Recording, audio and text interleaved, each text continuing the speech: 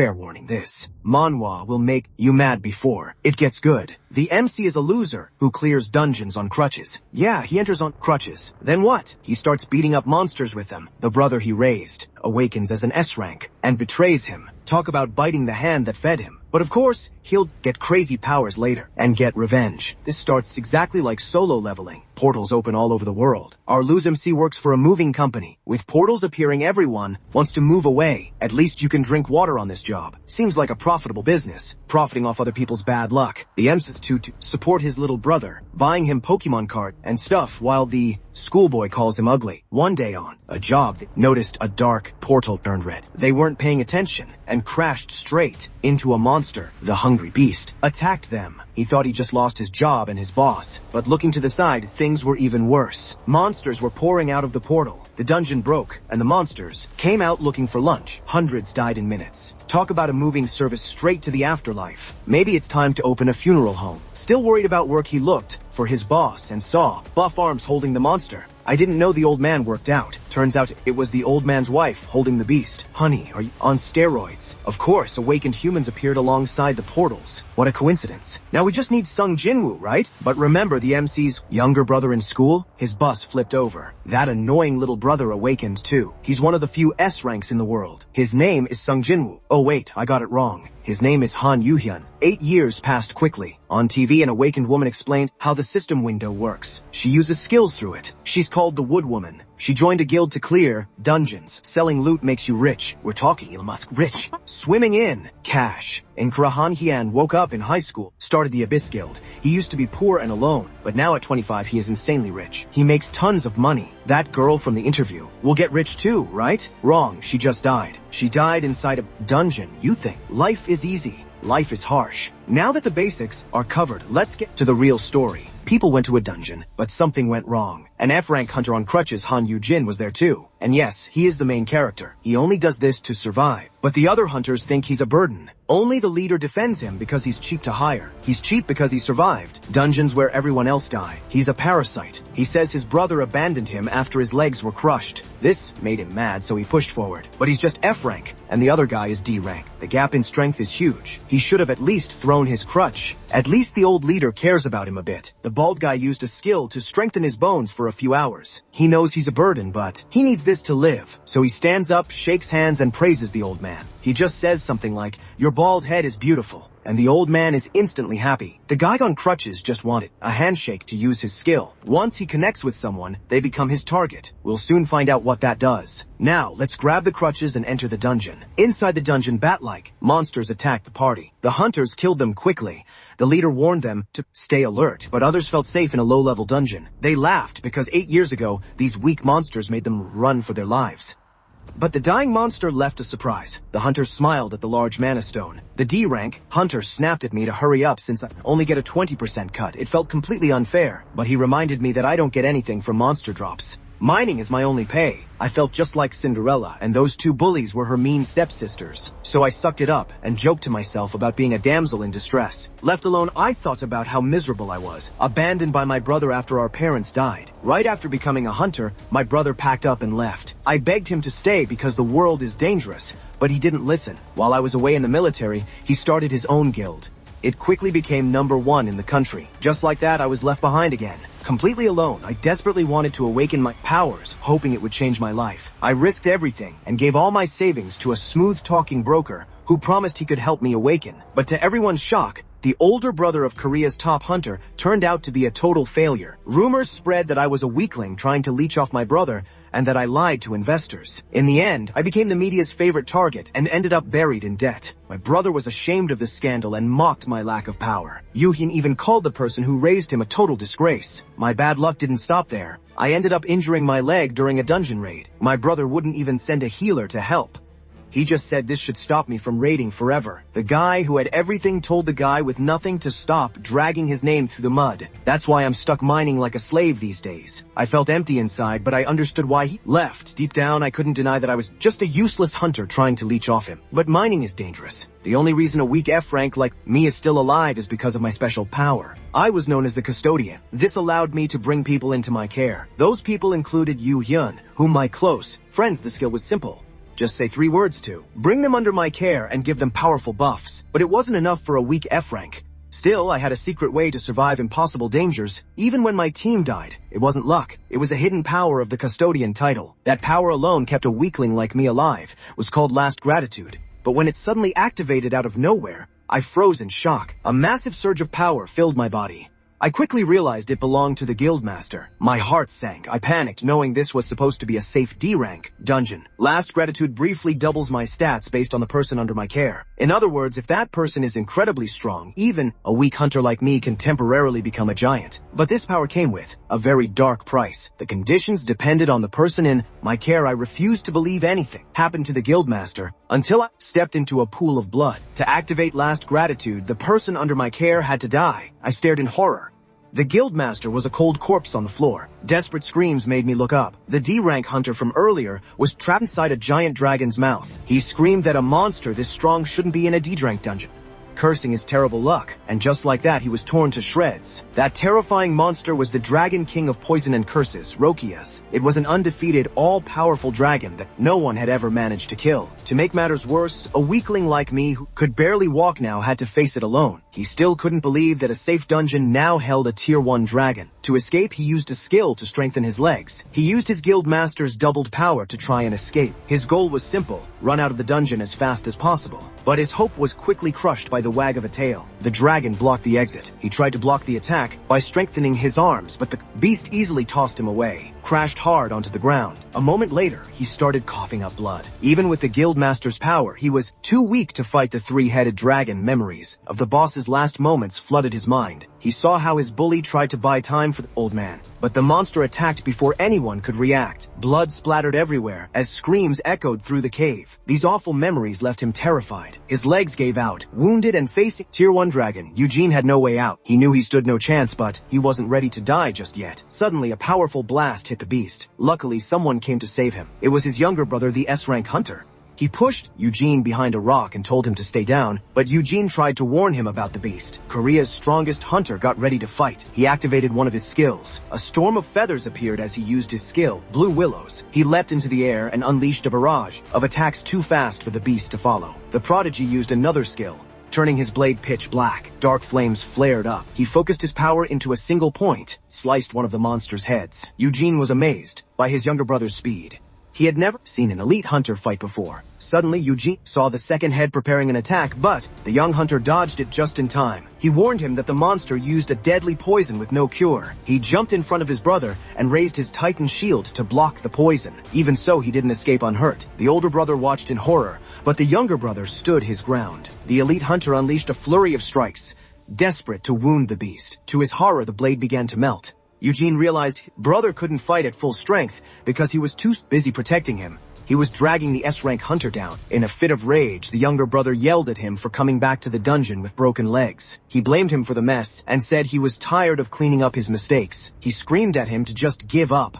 Hearing this from his own brother completely shocked him. He finally understood that his brother only saw him as dead weight. He had hoped his brother came out of love, but he was just reminded of how useless he was. So he decided to confront him. Eugene forced himself to his feet. He drew his blade and asked his brother if he was really that tired of having him around. Before the S-rank hunter could react, Eugene charged like a madman and stabbed the Tier 1 dragon. The beast turned its full attention to the tiny insect. Eugene shouted that if he was such a burden, he'd rather die right here. He said dying in this valley would save his brother from holding a funeral. He noted that the Hyo Guild would be happy to hear he died. As the monster charged, he panicked. Jo Jun used all his power to save his brother. The strong hunter clashed with the unstoppable beast, but in the end, human blood soaked the ground. He was stunned. He looked up and saw his younger brother impaled by the beast's claws. Eugene wondered where it went wrong. They were close as kids and inseparable after losing their parents. Despite his grief, the older brother always smiled. Eugene did everything to raise his younger brother. Back then, it was just the two of them against the world. Now tragedy struck again as he held his impaled brother. He couldn't understand his brother's sacrifice. Still, the hunter managed to cut off one of the 3 heads. He explained to his brother that the dragon only stays awake for 5 hours, and 4 had passed. He said the protagonist could escape in an hour, leaving him completely confused. This was the same brother who ignored him after his injury and abandoned him when he needed help. Yoo-hyun, who wanted him to give up, was now handing him an escape item called a gate stone. He told Yoo-hyun to use it after healing. But the hunter refused, knowing he wouldn't survive this dungeon. With that, his brother closed his eyes. For good, he was completely stunned. At that exact moment, it triggered. Final thanks activated, lasting for 60 minutes. With Korea's top hunter dead, the protagonist gained double his power. Eugene felt explosive, immeasurable strength surged through his body. The beast moved to finish him off. As it tried to crush him, he used Blue Willow to dodge and back away. He hugged his brother, feeling power surge through his veins. Using his new power, he decided to create a weapon. He now held a spear in his hand. He asked the monster if it really wanted to fight him now. As the dragon charged, he took a deep breath. He dodged and stabbed one of its heads. He noticed the monster was incredibly fast. After all, he was now twice as strong as Korea's top hunter. One head was gone, leaving only two. He saw his brother's memories and realized why. He stayed away after finding out his rank. Yoo-hyun knew enemies would target his brother if they found out he was his weakness. Still seeing the flashback, he charged at the monster. Moving with incredible speed, he jumped onto the dragon's head. High in the air, he prepared to strike with all his might. He then saw memories of his brother, ordering men to protect him since he couldn't defend himself. When he was hospitalized, his brother was furious and ordered revenge on those who hurt him. Right then, the hero slashed the dragon. The day Yoo-hyun kicked his brother out, he ordered his men to give him some money. First, he desperately wanted to keep his brother away from dangerous dungeons. He hated treating him this way, but it was the only way to protect him. Back in the present, everything was quiet. The three-headed dragon was finally dead. Yet the winner felt no joy in his victory. He finally realized how much his little brother had sacrificed for him. As its strength faded, the dragon's poison took over. But just as he accepted death, the system announced a solo dragon slaying achievement. He earned the title Dragon Slayer. For his feat, he received 10 gate stones, 5 tier 1 enchantment drafts, and the Red Dragon Greatsword. Plus, the system gave him a stone that grants one wish. The hero knew exactly what to wish for, but when he tried to revive his brother, the stone refused to bring back the dead. Heartbroken, he realized the item was worthless. Then it hit him. He wished to become the strongest in the world,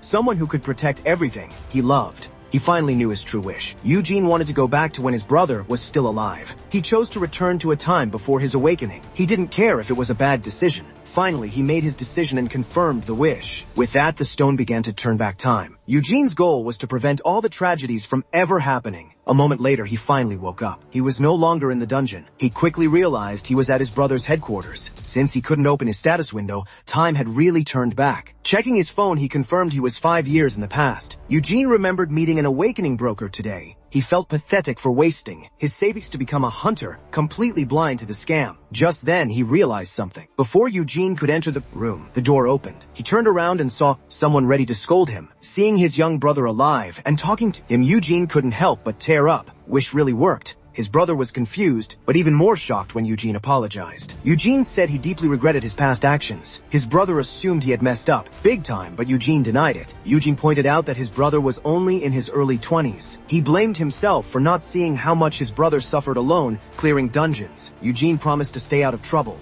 from now on. His brother felt like he finally got his big brother back. Even though he knew it was a bit cringe, Eugene couldn't help but enjoy the moment. Now he had a chance to fix their relationship and become close again. Eugene told his younger brother how much he cared for him. Knowing his limits, he decided to behave and stay far away from dungeons. Suddenly, the system congratulated him on awakening. Eugene froze in shock. To his confusion, he gained the titles Dragon Slayer and Perfect Custodian, along with a skill called Super Nanny. The system noted that his growth rate doubled under custody, leaving him stunned. A little later, the food was on the stove. Eugene was almost done cooking. I felt completely out of place. In the past timeline, we would be having a massive fight right now, but everything is different now. I'm glad we made up, but eating together still feels weird. I decided to open my status window. Since the timeline reset, I got a completely new awakening. I got the L-rank Dragon Slayer title. You only get it if you kill a dragon completely alone. This is definitely the mark from that beast. But why do I have it already?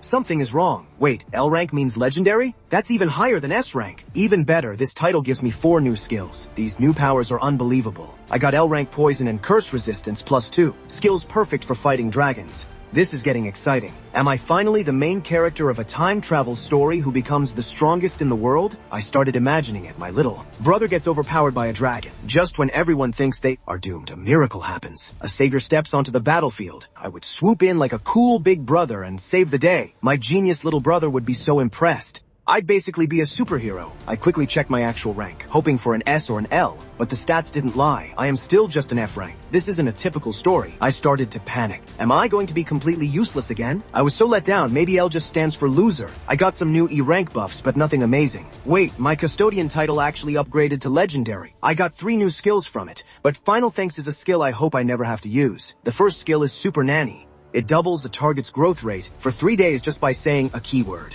This will be perfect for my brother, especially when combined with Who's a Good Boy, which boosts stats if I say the keyword in front of a crowd. If I cheer for my brother in front of 100 people, his stats will literally double. This is perfect. My brother and his guild will become the absolute best, and everyone will treat me like a king for making it happen. But of course there was a catch. The keyword is I love you. I slammed my head on the table. This is so embarrassing. The keyword must have changed when the timeline reset. If I actually say that to random people, I'll end up in a jail cell. Since that skill is useless, I checked the final one. The last power lets me see a person's potential and awaken them with a keyword. While I was thinking, dinner was ready. My brother handed me some rice. I hope he likes it since it's just leftovers. But his reaction said it all. He loved it. He mentioned he usually eats out or gets food from Japan for safety. Back when he started, he didn't have any antidotes or items to protect himself. That made me realize people actually tried to poison him in the past. People were jealous because he was so young and talented. Most big guilds sold out to corporations, but he built his own empire. When I said he should have just joined a big guild, he grabbed my face. He was angry I hid things from him, but told me not to judge. This was his choice. He confessed his biggest regret was how distant we became. He had to pretend to dislike me just to keep the bad guys away from me. He kept all those secrets just so he wouldn't hold me back. But he admitted he was wrong. Yun was touched by his brother's apology and love, especially after being ignored. Seeing his brother act like this, the older one filled his plate. Yun was glad he went back in time. It was his best choice. Then the younger brother decided to leave. But first, he told him to delete the broker's number since he wouldn't answer anyway. Too scared to ask what that meant, he quickly obeyed. As the guildmaster left, Yun promised to clean up. Brother didn't get it. Yun told him he had to stay. He had to live here now and was banned from leaving. Yun couldn't believe he was now his brother's hostage. Once he realized this, he demanded an explanation. His brother just said the outside world was too dangerous. Everything changed now that he fixed things with his younger brother. He was now an easy target for enemies who wanted him dead. So he couldn't leave the house. But at least he got to live in his brother's luxury apartment. Unable to accept this, Eugene ran to the door but found himself locked in. Just then, a mailman came in and told him to sign for his requested items. Eugene had already called a moving company to bring all his brother's things here. Eugene didn't get why he was upset, since he had already agreed to this. The moment he apologized and forgave him, it was a deal. To the young man, his brother agreed to be his prisoner. But he argued that wasn't true. Just like that, he was left alone, trapped in a golden cage. He began to think his brother went crazy after he reversed time. He quickly packed up bags and decided to leave before his brother came back. But right as he reached the front door, he ran into someone. Facing this giant gorilla-like man, he could only shake with fear. It was Sunung Kim, Eugene's right-hand man and a strong A-rank defensive hunter. When he asked to pass, the F-rank hunter was blocked. He found it ridiculous that his brother hired an A-rank hunter to guard him. He tried to argue, telling the man to mind his own business. So Sunung Kim decided to scare him instead. And it seemed to work very well. Facing a high-level hunter, he felt like a small rabbit in front of a giant bear. Even so, he tried his best to stay calm. Just then, his new skill, Resist Fear, kicked in. He stopped shaking. In fact, he wasn't afraid at all. Now, the scary A-rank hunter just looked like a giant teddy bear, so he decided to fight back, bringing up the law to claim his right to freedom. But right as he said his guard could go to jail, he was suddenly picked up. As the giant man lifted him, he realized his skill removed his fear, but not his weakness. Carried inside like a baby, he checked his skills, hoping to turn things around. But looking at his skill, as the twig is bent, so grows the tree, he noticed something interesting. Suddenly, he grabbed the giant man's face. There was no mistake. This man could become an S-rank awakener, making him the guild's second elite hunter after Yu Hyun. He wanted to use this potential fully, and wondered if his own power could help. The system said he could unlock the man's potential just by speaking keywords. Yu Hun realized he could help. By helping this man, he would get a strong S-rank ally and win his freedom. Still, he felt embarrassed since he had to show love to the grizzly bear. Too embarrassed to speak, he used sign language and made heart shapes. The man was confused at first, then got annoyed because he didn't like men. Seen as a weirdo, he was thrown inside. He realized he needed new keywords. Later that night, his younger brother finally came back. He casually asked his brother about his day and told him to unpack, since there was a spare room for him. But he kept complaining about being a prisoner.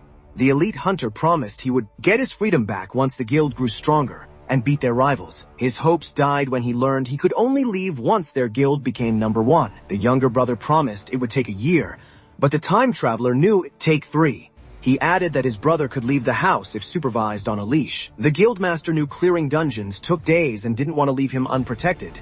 Yuan realized his skills could finally be useful. Before the timeline reset, Yuan researched every hunter. He knew exactly who would become the strongest. His plan was to find these hidden gems before they awakened and recruit them as his bodyguards. With his own strong allies, Yuan wouldn't depend on his brother anymore. His skills made him the perfect scout, so Yuan told his brother he wanted to personally scout an A-rank hunter. His brother was confused, but Yuan was determined to find an A-rank or even an S-rank ally. The best target would be young and naive. Luckily, there was someone just like that nearby, someone he could eventually convince to become an S-rank hunter. Without wasting time, he explained his grand plan to his younger brother. When asked how he would find an awakener, he claimed he had his secrets. The elite brother quickly realized Yuan had awakened a scouting skill. He worried it would draw too much attention to him. Yuan realized that telling the total truth would mean staying trapped in the apartment forever. So he lied that it was just a weak F-rank skill to sense potential once a month. His brother agreed it was too weak to cause trouble. In fact, the skill would easily be ignored once the new awakening center opened. He remembered that humans could now easily measure the potential of awakeners. The centers were safe places to awaken without judgment. Yuan felt lucky since it kept him safe from attention, so begged his brother for a chance to scout an A-rank. His brother finally agreed, but made him help move his things first. With that, he took his first step toward freedom, ready to build his own strong team. He even imagined how important he would become with his new squad, maybe even surpassing his brother. The next day, everyone at the registration center was shocked to see the famous Shield of Hyan. But the elite hunter did not arrive alone. Everyone assumed the person he was guarding was a very important future S-rank hunter, but reality hit when he was tested and ranked as a mere F-rank. Disappointed, everyone called him a fraud. Even though he hadn't said a single word, he checked his bank account to buy gear and was shocked to find his brother gave him over $800,000. He rushed to the store to spend it. Instantly, the sales staff swarmed him like vultures. They offered him flashy gear with big stat boosts, but he hated the look and asked for something simpler. He bought subtle dark fairy earrings that boosted his magic. He also got manticore gloves for strength and a light fabric belt. With his new gear, his power was now equal to a C rank. He had some money left, so he decided to buy some potions and contracts. Later, his bodyguard confronted him for being late, but the annoyed bodyguard showed him a grizzly bear roaming around the building. The bodyguard told him to be careful and decided to drive him home, but he still had one more stop to make. Eugene thought about Urim Park, the future ice witch. Right now, she was an orphan working at a barbecue place. She was a top A-rank hunter in the past, and now she's an unawakened 15-year-old. He wanted to scout her as a bodyguard to get his freedom back. At the night market, he asked around for her, but no one knew. There were too many barbecue places, making the search hard. The smell of meat distracted him, so he offered his bodyguard a bite, but he refused. The bodyguard said there were plenty of barbecue places near their guild, but Eugene claimed he felt a strong presence here. The bodyguard mocked him, acting like he was just imagining things. But just as he started thinking about dinner, he walked right into a fight. A young girl was desperately trying to defend herself. Finally, she threw her apron in anger and ran into the night, cursing her boss. Meanwhile, he stood frozen. He had finally found the future Ice Queen. But before he could talk to her, she ran off. Eugene told his bodyguard to hold his food. As he chased her, he was surprised by how fast she was even without being awakened. Then, his belt's speed boost kicked in, allowing him to keep up with her. Eugene was thrilled. He used his ultimate cheat, Code Money, to search the market at full speed. After a while, he finally caught up to her. The girl finally heard him calling out her name. She thought he was sent by her uncle, so she tried to run away from him. Suddenly, he watched in horror as a car sped right toward her. Just before it hit her, Eugene jumped in and pushed her out of the way. Just like that, she was saved. Without him, she would have been killed. A shocked crowd quickly started to gather. Even though she was safe, Eugene wished he had looked cooler. Honestly, that clumsy move just lost him some cool points. Soon after, while eating, he mentioned it had been a long time since he had Korean barbecue. Paying with his brother's money, he treated her to more food. He asked why she didn't eat at her uncle's place. She said the food there was terrible and the meat was too tough. She then doubted his claim of being the older brother. When she asked why he wanted to see her, he said he felt her energy. She thought he was a weird nerd, but played along before trying to leave. He quickly lied, saying her late parents had once helped him and his brother. He apologized for taking so long to repay them. She didn't mind since he wasn't trying to scam her. He told her she had hidden talent. He explained that his powers let him spot future awakeners and help them grow. He even told her she could easily become a B-rank hunter. With his brother's guild backing them, she would get full support if she chose to become a hunter. He offered to become her sponsor and invited her to sign a contract to become a hunter. She was shocked. It made sense since every kid dreamed of becoming a hunter. Now all he needed to do to convince her was to show off a bit. Out of nowhere, he pulled out a contract and told her to read it first. The girl was amazed by his inventory. Eugene explained she would get one after awakening, and that the contract used dungeon materials. He handed her the contract and explained that signing it would officially make her a hunter. However, she also had to join his brother's guild, keep its secrets, and serve as his bodyguard for a year. Eugene claimed he needed protection from a scary trying to lock him up.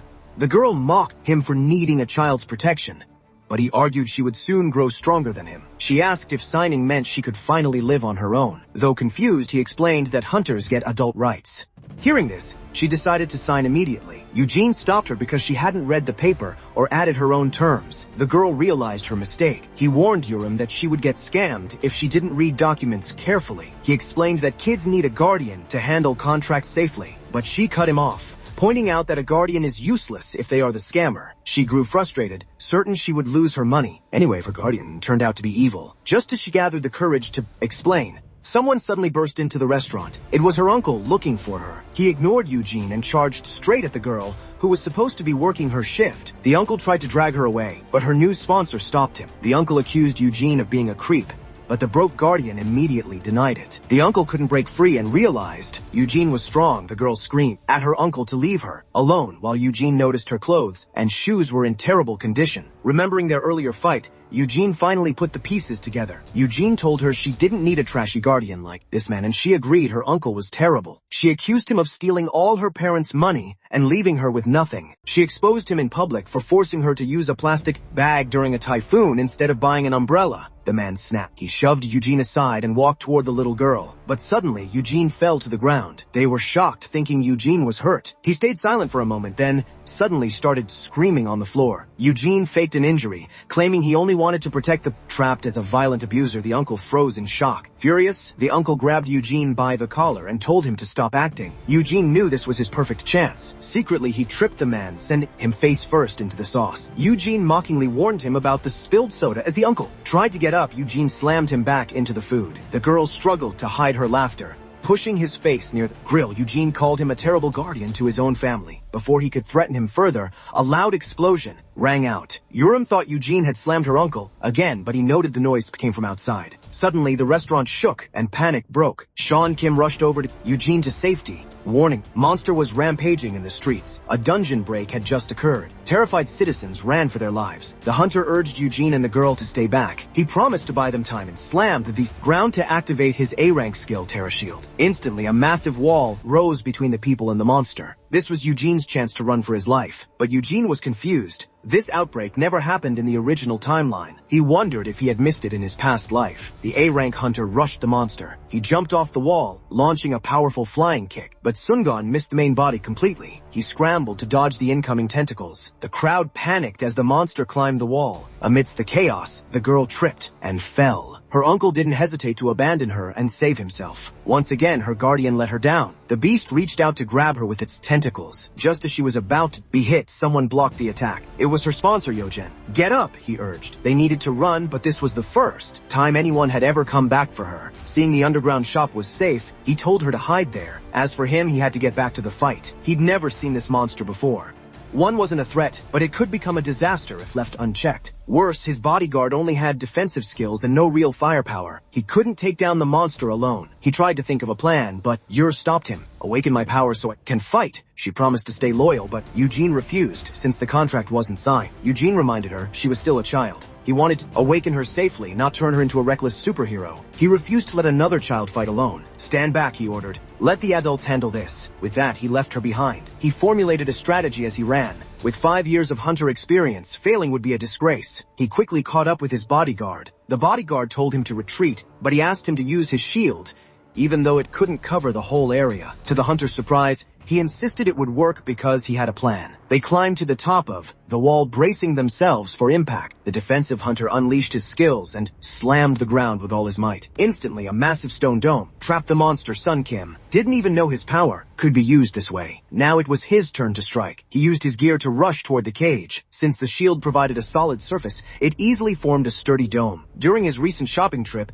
he had bought some A-rank black venom pods. He always liked to stay prepared. Releasing one inside a closed cage would easily kill the monster. But just as he prepared to throw it, he noticed something strange. The cage was completely empty. Before he could wonder where it went, something grabbed his leg. The beast burst out from underground. His plan failed because he forgot it could use the sewers. But just as he gave up hope, Yaram rushed to his rescue with an umbrella. She desperately beat the monster to free her guardian, and it finally let go. The moment he landed, the girl yelled at him to run for his life. Yojin told her civilians should leave, but she mocked him for being just an F rank. He argued he was an adult, but she pointed out he wanted a child bodyguard. He said she was underage, but she said that's why she needed to awaken her powers. She said she was so happy when he saved her, because someone finally wanted to protect her. But she was also mad at herself for being too weak and having to rely on others. That's why Yuram Park wanted power to save herself when disaster strikes. She didn't want to be a helpless kid forever. She hated the idea of being a damsel in distress. She wanted to be strong enough to control her own fate. She reminded him that he said she had huge potential, so she begged him to awaken her now. Just as the monster's tentacles were about to grab them, he used his power. Suddenly, the beast's tentacles were blasted back. He was shocked to see the monster's tentacles freeze over. Yuram Park had awakened as an Asterian counter using her skill Frosty Sigh. Excited, she wanted to list out all her skills to him. He quickly warned her never to do that in public, but she was so busy celebrating she didn't see the monster attacking from behind. The monster caught her off guard and grabbed her hands. Startled, she tried to shake it off but smashed it into the wall instead. Even the experienced hunter couldn't believe his eyes. There was no doubt about it. This girl was an S-rank. Yuram decided to finish it off. She handed him a spear and told him to stand still. She charged the weapon with her power and launched a massive attack. Ice flew everywhere, forcing the bodyguard to use his shields to protect him. She activated her Sandals of Hermes skill, making her float in the air. She flew like an arrow and easily pierced the beast. Eugene screamed that she was going to kill them with friendly fire. The girl immediately apologized. She explained she wasn't used to her strength yet, mentioning her past title as the Ice Witch. He never expected her to be such a cheerful kid. Just as he wished she had an area of effect skill, someone offered to help. Black flames erupted, burning the beast to a crisp. The guildmaster had arrived. The Ice Witch was speechless seeing the giant beast turn to ash in a single hit. Just like that, its burning remains crumbled to ashes. With the fight over, the two powerhouses glared at each other. He thought his brother came to save him but got a dark glare instead. The overprotective guildmaster hugged his brother tightly and promised to lock him in the house forever. But Eugene reassured Yu-Yun that he had already found a good bodyguard. He introduced Yuram Park as his new shield and the newest S-rank hunter. She felt intimidated by the handsome guildmaster. Eugene explained she agreed to be his bodyguard, but Eugene wondered if her parents would allow it. He admitted he wanted to be her legal guardian. Eugene suggested being a sponsor instead, but the girl didn't know the difference. Sun explained a sponsor is purely professional, while a guardian acts like a parent. Yuram thought that was too much, and Eugene agreed, but she started changing her mind when his brother noted he was better than her abusive uncle. At that moment, the younger brother decided to stop the madness to protect him. The news was full of stories about powerful young awakeners abusing their guardians. In other words, Yuram would likely harass the high ranker, but the girl insisted she was a kind person. Angry, the young man offered to be her guardian, but she refused, preferring his older brother instead. As fire and ice clashed, the guardian desperately tried to stop them. Caught between the world's strongest hunter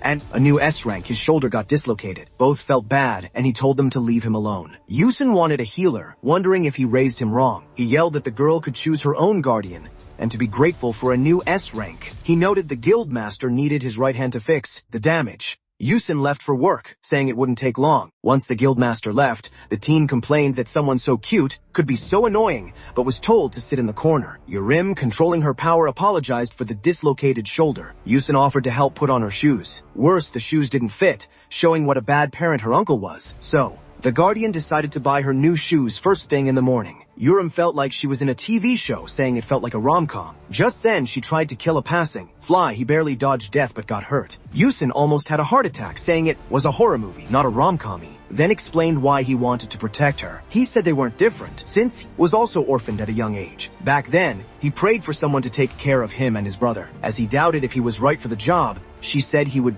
do even if he was just a low rank relying on a teen for safety. Still, the Ice Witch said she looked forward to working with him, and just like that, the two finally agreed. The Guardian said that even if he couldn't love her like a real parent, he cared for her a lot. Urim laughed and found his declaration cringe, marking the moment she entered his custody. But just as everything seemed settled, something happened. Her uncle rushed over, claiming he was worried about her. He asked if she really awakened and noted they could get rich. Guardian and the girl realized they still had to deal with him. The man repeated that he was worried and asked again if she had truly awakened. Learning she was an S rank, he rejoiced that they'd be rich. He was shocked when she said she signed with a new guardian and was moving out. The man argued this was impossible since she was still a minor. So Eugene explained that the law allowed hunters over 14 to live on their own. Just as the disbelieving man was about to yell, Eugene showed him something. It was a video of them at the restaurant where the uncle seemed to beat up the hero. Eugene offered to get the official footage, too. The hero then yelled at the man for being a bad parent. He accused the uncle of wanting to steal the teen's income, but the man yelled that he'd raised her for years. Eugene pulled his phone away just in time. Losing his temper, the man attacked him. As he threatened to go to court, Urim smashed the ground with her umbrella. Both adults were shocked. Thinking she was angry, Eugene warned her that awakeners can't hurt civilians. Suddenly, her eyes sparkled innocently. Urim told her Uncle violence wasn't needed. As he claimed he was just defending himself from the camera, she snapped the umbrella in half, leaving him speechless. Smiling brightly, the teen said that wasn't the case at all. If anything, her uncle was the attacker. The uncle was terrified, no longer recognizing his niece. To him, she looked like a monster, the hero. Noted she was just as scary as other S ranks. Urim pointed out she didn't owe her uncle anything. She crushed the steel umbrella into a ball, reminding him of when he left her without one during a typhoon. She pointed out she could easily squash him like a bug if she wanted to. Even so, she decided to show him mercy. After all, a pathetic man like him wasn't worth her time. Urim told them to never forget how useless he truly was. She warned that if he ever dared to trouble her or her new guardian, she would give him a fate far worse than death. With that, they left, leaving the civilian shaking in fear. Urim happily said she learned this trick from her guardian. Though he felt like a bad example, he got the guild a new S rank and won his freedom. But he didn't know something unexpected was coming. One morning, someone burst into his room. It was his younger brother. Eugene was shocked, wondering what was so urgent at dawn. Yoo-hyun demanded the items he bought yesterday. He felt ashamed for buying so much, but his brother only wanted the venom pods, so he quickly handed them over. He was surprised when his brother suddenly asked if he really thought he wasn't up for the task. Suddenly, the young man hugged his guardian. The guildmaster thought the venom pods were a last resort, meant for his brother to end his life if captured, so he wouldn't be a burden. Yoo-hun, deeply touched, told him he didn't need to act so selflessly. But actually, Yoo-hun bought them to clear a dungeon alone. Since he couldn't reveal his poison immunity, he just went along with it. From then on, the misunderstanding between the brothers just grew. Later that day, Yoo-hun heard that Director So went to see their new recruit's uncle. They found out the man spent all the girl's inheritance to save his failing restaurant. Using bribes and threats, they made him sign a paper to stay away from his niece. Urim didn't want to sue because she just wanted to cut ties, and Srank's income made the money pointless anyway. The guildmaster noted she spent the night training and should control her power now, bragging Yuan's room could handle an S rank. Yet the two of them walked into what looked like a battlefield. The room that was supposed to be S rank proof was totally destroyed. Just like that, Yuan had to take back his words. Everything was covered in ice and ruined. The girl was testing her powers to the limit. Landing on the ground, she aimed at her target. Through a powerful freezing punch, she used her skill, Shadowless Day, stretching her shadow across the entire room. Her guardian was confused and suddenly found himself stuck in her shadow. Urim then used a new power, like tentacles, making her shadow grab heavy objects around the room, with everything pulled to one spot. She braced herself, stomped hard on the ground. The impact was so strong it shattered the floor. But the final punch did the real damage, causing massive destruction. Even the walls started to crumble. And just like that, the whole room was ruined. As the teen tried to catch her breath, she suddenly heard someone mention her guardian. Seeing that he had passed out, both Urim and Yune panicked. When he woke up, he noticed something interesting. He didn't recognize the young lady in front of him. Urim worried he was hit on the head, but Yoon explained he just didn't recognize her new hairstyle. Learning the guild stylist had visited her, he said she looked pretty enough to star in a commercial. From now on, Urim had to watch her looks, since S ranks are basically celebrities who are always on the news. She finished all her paperwork and was checking it over to make sure nothing was missing. He apologized for not noticing her sooner and asked about her powers. The first is Frosty Sigh, which freezes anything. The second is Hermes' Sandals, which allow flight and short teleportation. The third is Shadowless Day, which boosts her stats while weakening enemies. Eugene noted it lets her absorb enemy skills, but she added that she has a fourth one too. It's called Pale Courses, and it lets her extract info from the dead. They both agreed it sounded creepy, and she wished she had gotten any other power. He advised her to leave that creepy skill off the paperwork since she isn't legally forced to register everything. Eugene adjusted the paperwork, leaving out the stat boosts and the teleportation skill. Urim smiled widely and praised him for being so knowledgeable. Then his younger brother stepped in, firmly stating Eugene only became an expert to help him. And just like that, he had to stop another fight between fire and ice. Eugene wondered if it was even safe to leave these two alone. He was genuinely worried about leaving two ticking time bombs together. As soon as she got out of the car, the crowd rushed toward the new S-rank member, Urim Park. While everyone focused on the new elite hunter, her guardian watched her quietly from a dark corner. When asked why he wouldn't stand with her, he said he hated crowds. He added that once she became a star, she wouldn't have time for an F-rank like him, though he was still happy for her. This timeline was different. The cold ice witch was replaced by a cheerful, happy teenager. Still, it was worrying that the market dungeon break never happened in his first life, but he figured it was fine as long as everyone was safe, so he decided to look for talented people nearby. Seeing only normal people, he realized finding another S-rank wouldn't be that easy. While thinking to himself, he spotted something interesting and ran to check it out. Eugene didn't care about changing the timeline. He went back in time to save his brother and make things better for the ones he loves. If he found an unappreciated talent, he was going to recruit them instantly. After all, the true purpose of his power might be to unlock people's potential. The man in front of him was Mong Yu, someone the system claimed could never get past F-rank. Yet he had unlocked SS rank skill. Eugene recognized his name and asked if they knew each other. Young Wu didn't remember him, but Eugene didn't blame him since it had been ages. Of course, that was a complete lie. Eugene was blown away by the man's powerful skill, Master of the Golden Smithy. It was an SS rank crafting skill that could make valuable items, totally unknown in the past. Eugene knew this skinny man, a jackpot who could make them a fortune. Seeing the man had just awakened and was wondering how to survive as an F-rank, Eugene pointed out they shared the same rank and offered to train together. The man declined, saying his F-rank talent was useless and he had no money, but Eugene told him he could train at his guild for free. Suddenly, a large man grabbed Eugene and reminded him that only guild members could use the facilities. While Eugene tried to argue, the man recognized him as the shield of the guild and curiously asked about their relationship. To the man's total shock, Eugene revealed he was the older brother of the guild master. Suddenly, Eugene looked like a saint. He urged the man to train at the guild and offered to lend him gear. Mong Wu asked if he was sure, since he didn't even remember him, but Eugene grabbed his hand and said he just wanted to help a good person. After all, he deserved to be treated like a human being too. Hearing those kind words, man's eyes filled with tears. Before anyone could react, he broke down crying right in front of them. Later, over coffee, Eugene told him they didn't need to use vending machines because he could treat him to a proper cafe, but the man said it wasn't necessary. He had finally calmed down. It had been ages since anyone had shown him any kindness. As a child, he was talented at crafting and always praised for it. But as he grew up, everyone told him to give up his passion and study, and everything went downhill from there. The genius had terrible grades, making him unhireable, and his family couldn't support him. To make matters worse, after endless struggles, the craftsman found himself buried in debt. Those words hit our hero deep in his heart. After all, he could easily relate to them. People hadn't changed, always ready to discriminate based on titles alone. Only fighters and healers were praised, as if that was the only path to success. All other skills were ignored, which explains why a craftsman like Mong Wu never succeeded. But things were different now, as Eugene Han had big plans for a change. Fired up with motivation, he stood up and shouted at the world. He told his friend that worrying about other people's opinions was totally pointless. In his own cringy way, he made Mong Wu understand he should keep his head up. A second later, Eugene yelled that he was the best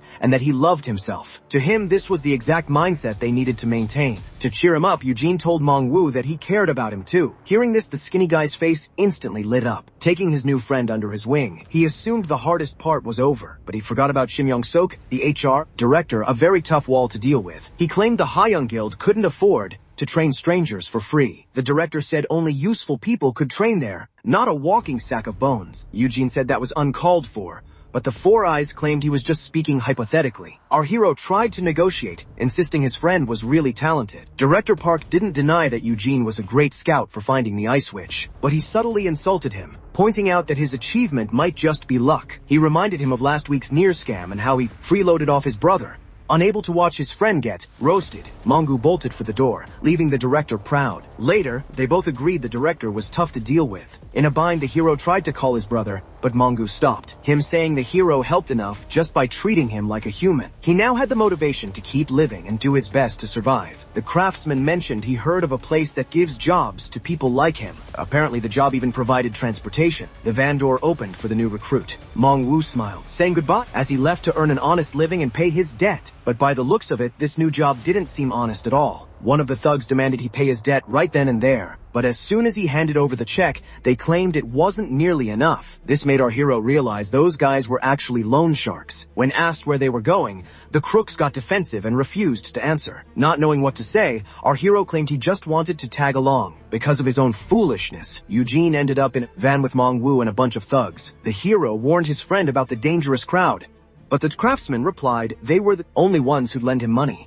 Eugene insisted he couldn't let him go alone. Suddenly, Fact asked if he was an awakener, so he admitted he was just an F rank. Hiding his true identity, Eugene claimed he was Mongwu's childhood friend and just wanted a job since they were hiring. The crooks noted that most guilds reject F ranks, then offered him a job mining mana stones in dungeons. They said they didn't care about ranks, so Eugene decided to join them. He felt relieved because they looked scary at first. He pretended it was his first time, but he knew it was a mining contract. He was scammed before by a contract that only paid 20% for mining mana stones. It was dangerous since monsters could attack at any time. Eugene realized his friend died. Here in the past, he felt disgusted by the crooks. The thugs said they were heading to their guild office in Maramak. After a short drive, they arrived at the place. Eugene thought the name was cute, but joked that this old building was full of hope. As he kept talking, someone kicked him from behind, making him fall in front of the men. Eugene didn't understand why they were being so rough. Then he saw his friend getting beaten up badly. The thugs blamed him for coming along,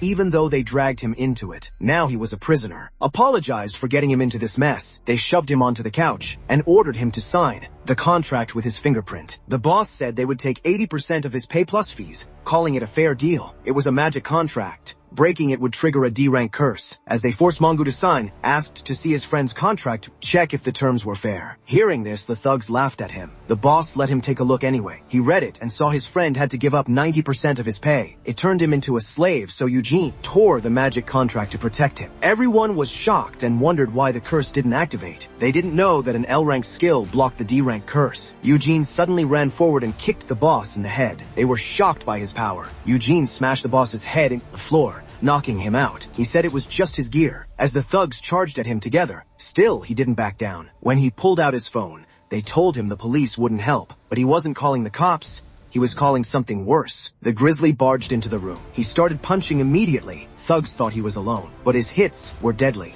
One punch sent a thug flying into the air before crashing down. The grizzly came to save them. Eugene explained he had called for help while in the car. The A-rank hunter easily found them using the exact location. He took down every thug with just one punch. An angry thug pulled a knife and charged at Sunong Kim from behind. The blacksmith tried to warn him, but the thug already stabbed him and was left shocked. The knife didn't even leave a scratch. A normal blade can't hurt an A-rank hunter. With a flick of his finger, the big guy showed the thug who's boss. Right then, the thugs realized who he was. They finally recognized him as the Shield of Heil. With a scary stare, he ordered them to bow. They didn't waste any time and quickly obeyed. When asked about their punishment, he decided to give them a taste of their own medicine. Then he pulled out a golden piece of paper. That paper was an S-rank contract. Reading it, the boss was shocked. It forced him to give up 90% of his profits for 50 years. Eugene said it was a great deal, since he didn't owe him anything anyway. The men said they would rather die than sign it. The boss complained that this made him a slave, but his own crimes caught up to him. Those illegal contracts were found in his cabinet. There were at least 30 papers, each a contract with a different person. The man argued that they signed willingly, so it didn't count. But when Eugene noted some must still be alive, the thug got kicked in the head. Eugene knew this man didn't care about human lives at all. To him, they were just trash. The angry hero told them they were playing with human lives. He wanted to scam them back so they would feel the weight of their crimes. When Eugene said they should rot in an A-rank dungeon, one man tried to bargain, saying 10 years was too long. The hero felt satisfied. They were finally learning their lesson, so they should have no problem paying for their crimes. With that, the thugs were taken away. Later in the car, he learned the thugs were delivered to the association. Their money was taken to pay back the victims. Eugene told his friend there was no need to thank him. After all, he was going to use him to get rich. But the man insisted his friend saved his life twice. He said he would have died a horrible death without him. Before he knew it, a homeless man hugged him tightly. Tired, Eugene tried to push his friend off and asked his bodyguard for help. They quickly rushed to the HR department. After begging like a child, Eugene convinced the director to give him a dorm as Yaramo's guardian. The room was huge and beautiful. While his friend stood there amazed, Eugene explained it had 4 bedrooms. When his friend said he'd stay until training was over, Eugene asked if he could cook and clean. He said he wasn't very good at it. Non-guild members could only stay as housekeepers, so he needed his friend to pretend to be one. Eugene told him he didn't really have to work. It was just temporary until he got back on his feet. With that, the crying man rushed to hug his friend again. As soon as he hit the bed, he fell asleep. Eugene thought he was just tired, but got creeped out when his friend talked in his sleep about taking a bath together. Then he rushed to get his things from his brother's place. He wondered how his brother would react, but ran into a giant man at the door. He panicked, thinking he was trapped like Rapunzel again. The bodyguard said it wasn't like that and told him to come along. Later at a fancy restaurant, the server, welcoming guest, gasped when he saw the bodyguard asked him if he knew Manui Kim. The server said everything was ready and led them to their reserved table. They looked so out of place that other customers mistook them for gangsters. Soon the restaurant's best dishes were served. The waiter left after offering help. Eugene felt awkward, being at a trendy youth spot with an older, but remembered Sunkan was still young in this timeline and was calmly listening to pop music. Eugene asked why they were meeting Sunkan, respectfully poured him a drink, and said he just wanted to apologize. But the apology felt like an insult, since he admitted he thought Eugene was just a leech. Sunkan smiled and admitted he was wrong, leaving you speechless. He brought up how Eugene had risked his life to help him during the dungeon break. He also mentioned how Eugene signed a teenage S-rank and fixed her family drama before it became everyone's problem. Even today, Eugene risked his neck to save his friend. Hearing why the man trusted him, Eugene realized this was all a big misunderstanding. Still, Eugene saw an opportunity. This dinner was the perfect chance to say the keywords to the A-rank hunter. Eugene clinked cups with Sunong, determined to win him over tonight. The A-rank hunter brought up the broker incident and asked if Eugene had a plan for it too. Too proud to look pathetic, Eugene lied and said yes. He claimed his brother would never abandon him, despite the danger. As Eugene explained how protective his brother was, the right-hand man said he understood since they shared the same struggles. Since his parents were never around, he must have been raised by his grandfather. Even as an adult, Sun Khan visited him often and awakened his powers trying to protect him during the dungeon outbreak. The old man passed away last year, but the guildmaster provided him with a caretaker and a foreign healer until then. The hunter used this to show just how deeply his boss cared about family. He asked Eugene not to blame his overprotective brother, while Eugene noted how lucky his brother was to have such a loyal right-hand man. Both enjoyed the chat. Sun Khan was shocked by how much Eugene could drink. Eugene claimed he actually had a low tolerance and got embarrassing when drunk, setting up a pretext to say the keywords. He was shocked to realize just how much he had already drunk. It didn't make any sense. Then it hit him. His poison immunity was keeping him completely sober. Eugene was stuck, since he needed the alcohol to confidently say the keywords. Trying to play it cool, he quietly opened his status window. He turned off his poison resistance. Immediately, he dropped his cup. This startled his drinking partner. His face flushed red as the alcohol rushed through his system. Eugene instantly felt dizzy. He didn't expect it to hit him all at once. With that, he collapsed face first onto the table. The next morning, Eugene woke up with a brutal hangover. As he tried to shake off the headache, someone brought him water to wash his face. He quickly realized he wasn't alone. He opened his eyes to see Sunong Kim smiling down at him. The big man told him to get up for his first day of training, and Eugene scrambled out of bed. It seemed like the keywords had actually worked. Panicking, Eugene couldn't understand why the man was in his room at dawn. He was completely horrified. Shocked by how gentle the normally stern man was being, Eugene didn't know what to say. He tried to explain he didn't swing that way, but the man shoved hangover cure juice into his mouth. The man then offered him a massage. Eugene freaked out, but then found an email explaining the bizarre behavior. Right then, the hunter realized Eugene didn't remember a single thing from last night. Then he suddenly passed out on the table. Sungan was worried. He tried to help his drunk friend home, but the friend grabbed his hand. Drunk and brave, our hero confessed his love. The big man was confused as the hero repeated it over and over, son. Didn't know what to say. After learning he confessed 30 times last night, our hero apologized deeply. To his shock, the man actually liked it. When Sun tried to pick him up, he realized this was the embarrassing drunk behavior Eugene mentioned. As he repeated the words, the big man remembered a sweet memory from his past. Back then, his grandfather would get drunk too.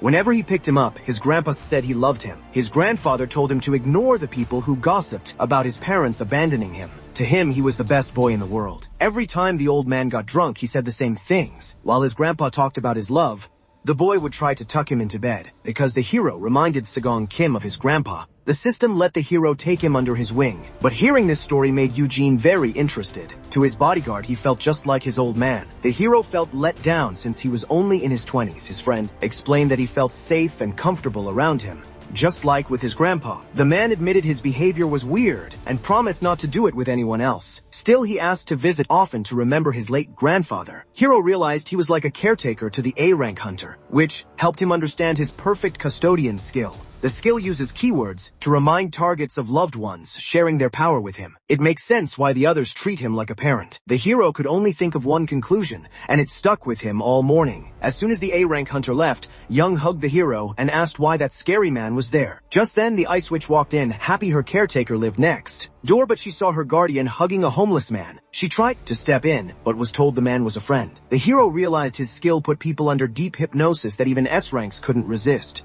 He wondered why he got this skill. Then, he remembered that his poison resistance was still turned off. A few days passed. The housekeeper got much better at cooking. Eugene said he didn't have to do so much. But the man and the Ice Witch disagreed. She tried to hide that she liked the food, saying he should do more since she couldn't even live with her caretaker. When asked about the missing A-rank hunter, Eugene explained he went on a raid with his little brother. He said the kid would join them soon and become famous.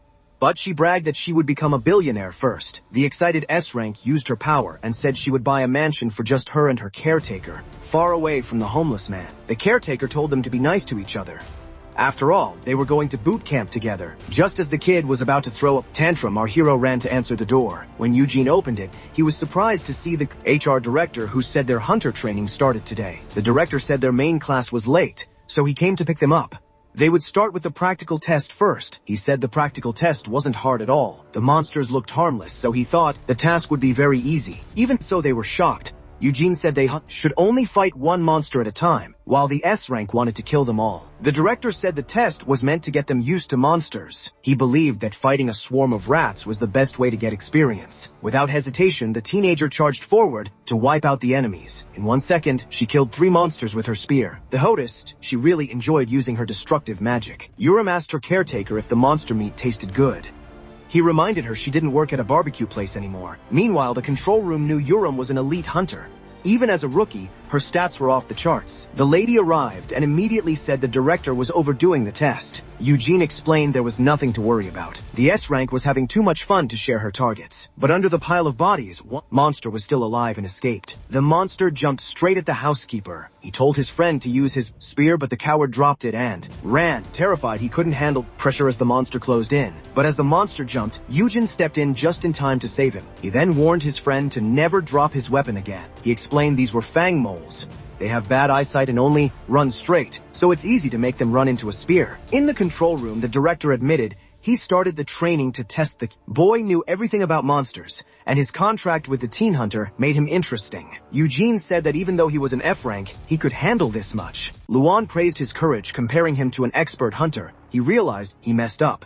Killing it would prove he wasn't a beginner. To keep his cover, he decided to act scared and join his friend. He threw his weapon away and pretended to be terrified of the mole. Seeing this, the director thought he might be overestimating the cleaner. Soon, the training finally ended. The F-ranks were exhausted, but the S-rank was happy to test her new skills. Seeing the injured guy carrying Yongwoo, it was clear he couldn't fight. Yer bragged she was better, but he told her to cut it out. Just then, the director came to congratulate the 3 new recruits. He said they passed the basic test. Director so praised the girl but called the F-ranks pathetic, which really angered him. He told them they would start learning theory tomorrow with Professor Hyan Seok. The instructor introduced herself to the 3 new students. The teen thought she looked too young, but he recognized her immediately. She was a genius researcher who discovered dungeon secrets in the US, earning the nickname Dr. White. The professor noted that few knew her nickname, making him realize she wasn't famous yet. She said Eugene knew a lot about dungeons, just like her uncle, the director, had mentioned. At that moment, it finally clicked. Since they shared the same last name, he realized they were related.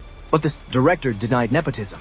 Hyan then said she would be researching for the guild. He hoped she might be a potential love interest, but he was completely hopeless. Meanwhile, inside a dungeon, Juan and his team finally defeated the beast. The team said the monster was tough, and they would have died if their boss weren't immune to fire. But there was still one problem left. Ever since the dungeon gates first appeared on Earth, people reacted to them the same way primitive humans reacted to fire. It was a mix of intense fascination and fear. If not cleared in time, the monsters inside would multiply and flood into our world. These events are called dungeon breaks, and the very first one was named the Dungeon Shock. But fear turned to hope when some people around the world began awakening powers. The mana stones found inside revolutionized modern science, serving as perfect energy sources and materials. Those who awakened became known as hunters, and most of them now join public or private guilds. Most S-rankers in Korea belong to giant guilds backed by big corporations. It was a great lesson and reminder for the time traveler. The professor explained how hunters are ranked by stats.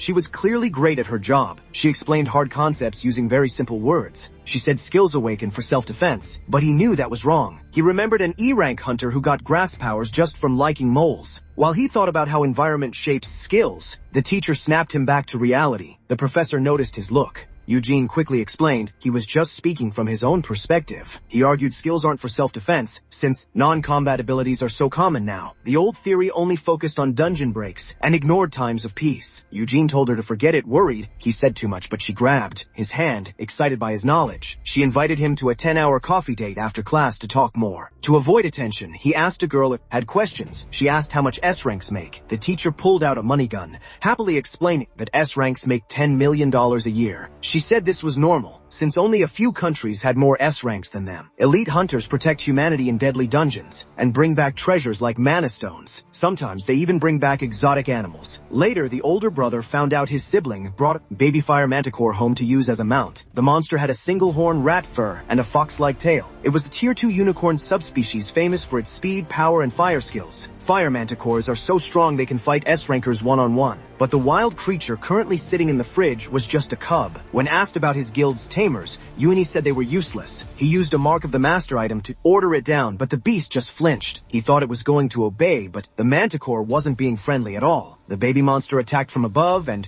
Yuhin jumped in front to protect him. He blasted the baby monster with his fire powers. His brother complained that roasting it was overkill, but they forgot that fire doesn't work against this type of manticore. The monster then landed a brutal hit on its owner. The older brother was horrified. After a wild struggle, they finally locked the creature inside a cage. Both brothers agreed the creature was just too wild. The older brother doubted it could be tamed, since it was still so savage. When his brother said they should get rid of it, our hero thought he meant selling it. The guildmaster clarified he meant killing it so rivals wouldn't get it. Eugene agreed it was the only way. Still, it was a shame since it would be a perfect mount. But even in the original timeline, nobody tamed one. Then the system alarmed Eugene by reminding him he hadn't tried his keywords on it yet. He realized he could become a caretaker for beasts too. If he tamed it, he could make his brother truly unstoppable. Eugene asked if others had mounts. He was glad to hear they only had weak beasts that couldn't match the manticore. The keeper asked for a chance to tame the monster to get a great mount for the guild. Fable monsters appeared in the real world after dungeons opened. Humans had to kill most, but some could become allies. Rideable monsters were the most popular. Since high-ranked dungeons were huge, a fast mount gave a big advantage. He added that since the beast was fireproof, it would be a waste to kill it. It was the perfect mount for his brother, since few creatures could handle fire. It would become a top-tier mount and give the guildmaster more power. Eugene expected a big reward. The only thing left was to figure out how to befriend the creature. He took a deep breath. His plan was to win it over with some food. He wanted to feed a cat food first, but his brother said it only ate monster meat. Each meal needed a mana stone that cost $8,000. Every bowl of food for the manticore cost a fortune. He was shocked because feeding the beast would cost $2.8 to $8 million a year. His brother said he would pay for the food. Eugene thought the cub was cute and wondered how it would respond to the keywords. He compared the keywords and guessed that just showing love would be enough. But first, he had to find a way to get close to it. When the tier 2 monster attacked, he decided to play with it a bit, so he pulled out his B-rank belt. Eugene had raised enough dogs to know they all loved to play tug of war, but baby manticores were tougher than dogs.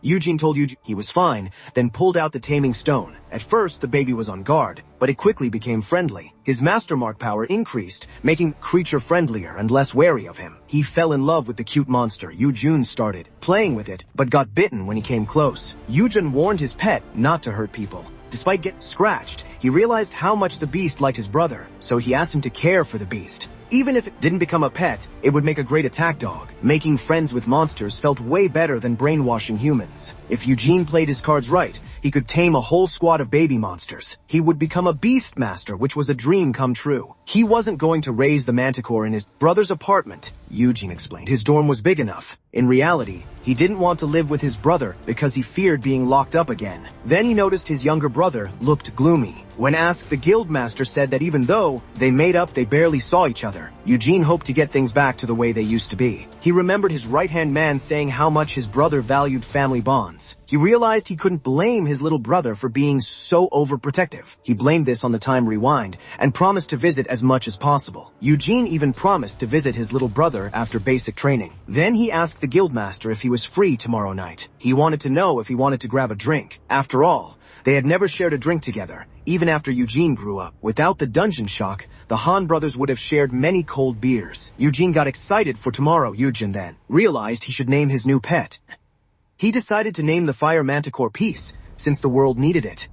He tried to believe Eugene wanted to hang out because they were brothers, not because of a brainwashing skill. The next day, new gate appeared. Eugene was stunned, but his brother was all smiles. Eugene couldn't understand what was happening. A guildmaster had no reason to be babysitting beginners in a dungeon. Eugene said he had been looking forward to this day. Eugene was sure his brother had been brainwashed. The S-ranks posed for photos as the press asked why the guildmaster was joining rookies. Eugene said he was there to guide the new S-rank on her first raid. In the corner, a ranker prayed the media would buy the story. The Fire and Ice S-ranks were a perfect match. With the new skills and powers coming, everything would be great. Later, they were shown a collection of swords and spears. Guild members could borrow any weapon as long as they returned it. While they looked at gear, Young-woo panicked about breaking it. Eugene told him to pick a sturdy weapon. Hearing potions were free for members, Eugene told the kid to grab plenty for everyone. Urim picked up an ugly axe and asked for help choosing a weapon. He told her to pick something smaller, since she mostly uses skills to fight. The guildmaster wondered why his brother knew so much for a rookie. He smiled for the camera, thinking his brother did it all to help him. People saw his smile as a promise, but Urim was annoyed. They had to clear a D-rank gate, using a gate stone to escape if needed. As he talked, he noticed something interesting. His brother was spacing out. He used to be treated like garbage on raids. Now he was finally free of debt and enemies. Eugene could finally explore dungeons with people he liked. He smiled, certain he had escaped his dark future. But he didn't know something even worse was coming. The rookies were stunned. It was their first time in a dungeon. Urim loved the view, but the guildmaster reminded her it wasn't a school trip. He told her to stand back, then launched a massive fire slash. The girl was shocked. Eugene had cleared the area in an instant. She yelled at him for being so reckless. As she ranted, her brother pointed out the dead monsters in the grass. The strongest clears the Eugene said she should have known that. But Urim lacked wide-range attacks. He teased her for not knowing that leveling up gives new skills. You get a new power every 10 levels. She didn't know what she'd get, but her brother could choose for her. He rigged the system so she'd get her old signature skill, then claimed he had a hunch. His brother said it wasn't that easy, since S-ranks need way more XP. The guildmaster told the rookie to mind her business while he helped his brother. And then it began. At first, he tried to reason with the two adult hunters, but he couldn't take it anymore and treated them like kids. They blamed each other. So Eugene yelled that they didn't need this fight on the raid. He asked them what their roles were. The guildmaster said he was a bodyguard, and the girl said the same. He told them to do their jobs, since leveling up was hard. Eugene even threatened to leave them behind if they didn't act like friends on camera. They finally agreed. Urim and Eugene decided to get along from now on. As they shook hands, Eugene was glad it was over. He asked the Shrankers to stay alert and help him and Young-woo reach level 10. Right then, they both had the same idea. His two powerful slaves started arguing over who would carry him to level 10. He realized these two could never work together. Meanwhile, someone detected that the time Rewinder had entered a dungeon. A mysterious group rushed to find which dungeon he was in. They were low on time, since they could only act while he was raiding.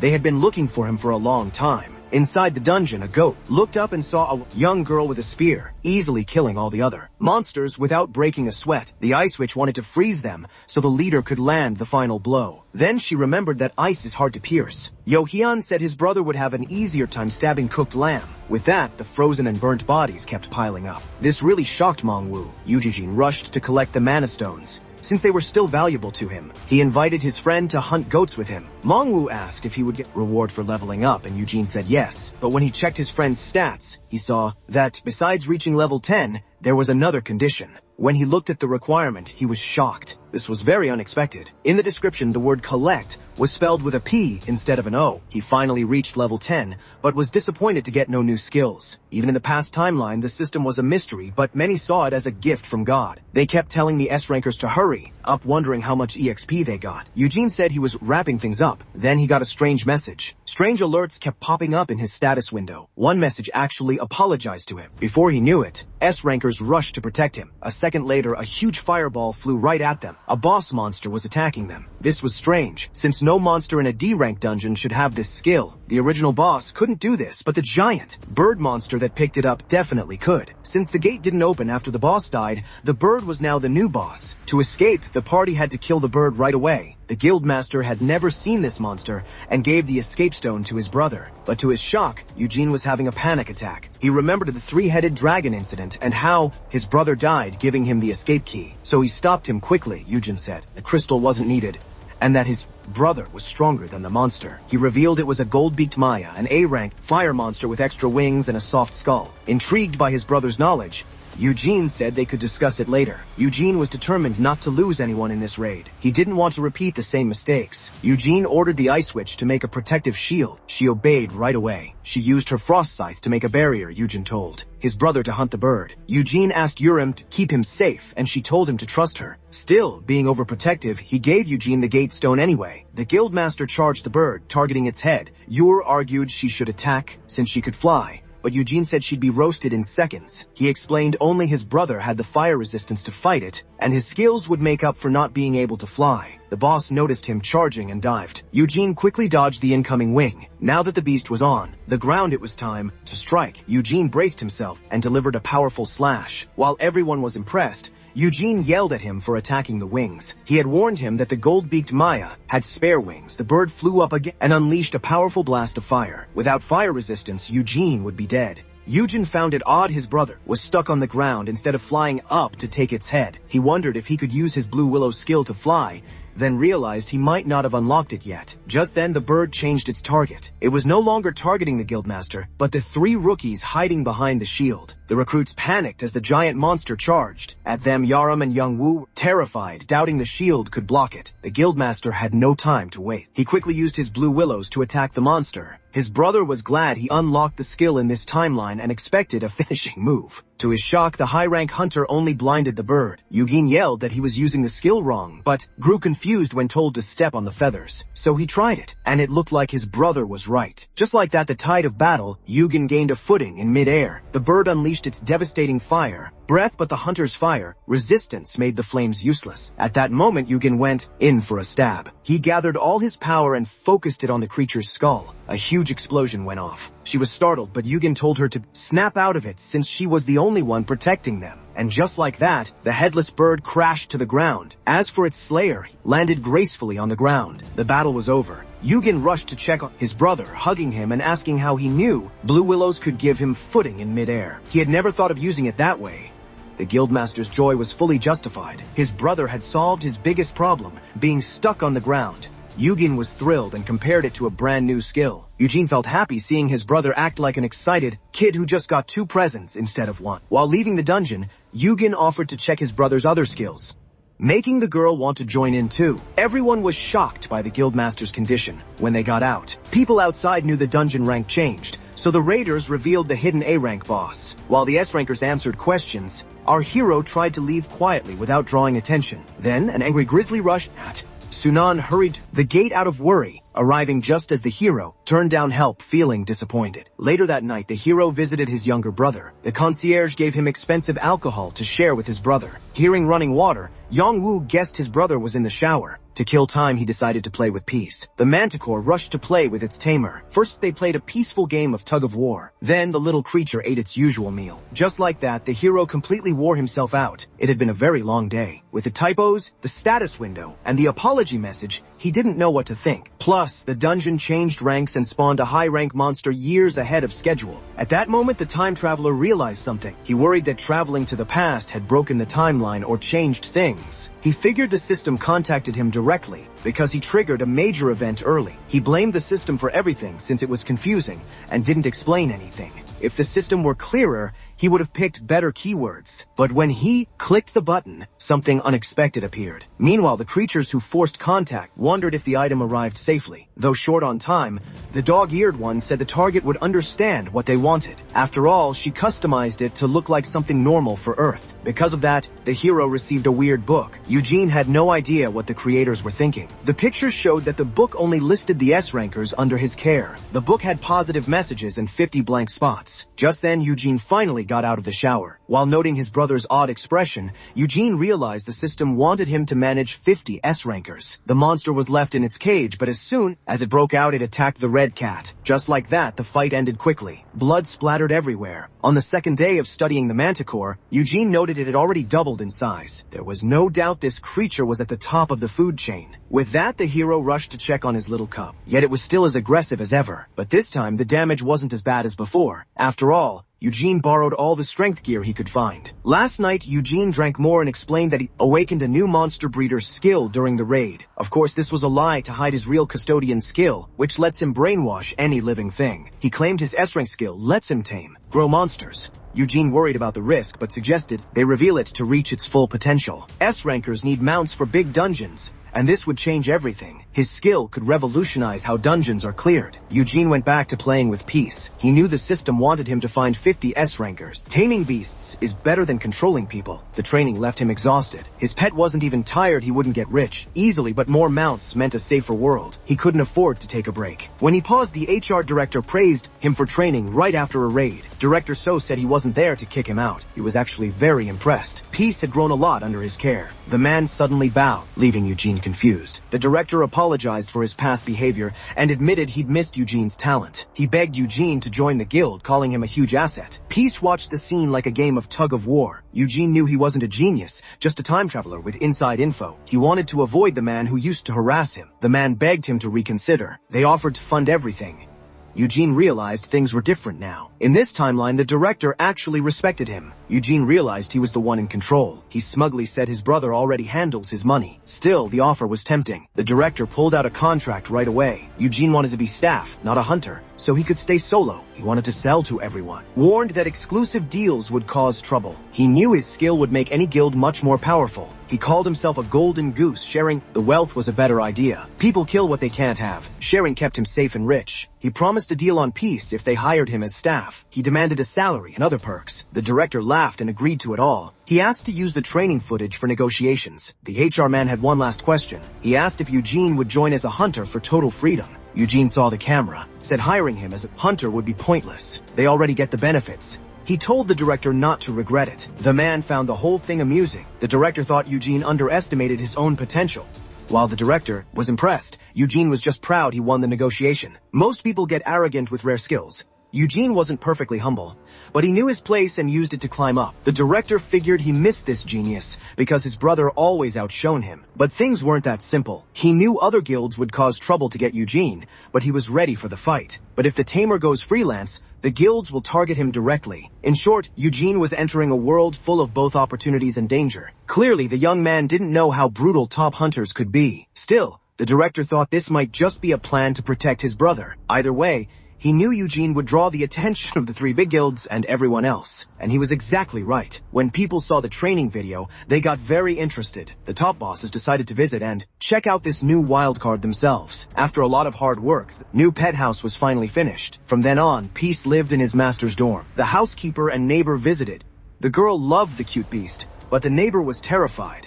She petted it while it tried to bite the housekeeper. Just then, the guildmaster arrived to speak with his brother. Eugene was shocked to hear the guildmasters were coming to see him. His brother told him he didn't have to meet them, but Eugene said that would look too rude. Eugene argued he'd feel out of place as an F rank among S ranks. His brother couldn't disagree, but stopped him when he tried to cancel. Eugene explained that having the three big guild leaders come to them made them look powerful. So he decided to attend the meeting and wouldn't let his brother say no. But as he walked in talking about how they wouldn't mind him, the room felt tense. Everyone stared at him with scary eyes. Eugene didn't expect them to be so scary. Then a man with glasses told Eugene to give him his hand. He wanted to check the tamer's skills before they started talking business. Eugene realized what was happening and panicked. Eugene pulled his hand back and joked that he wanted to save his first time for someone special. He was caught off guard.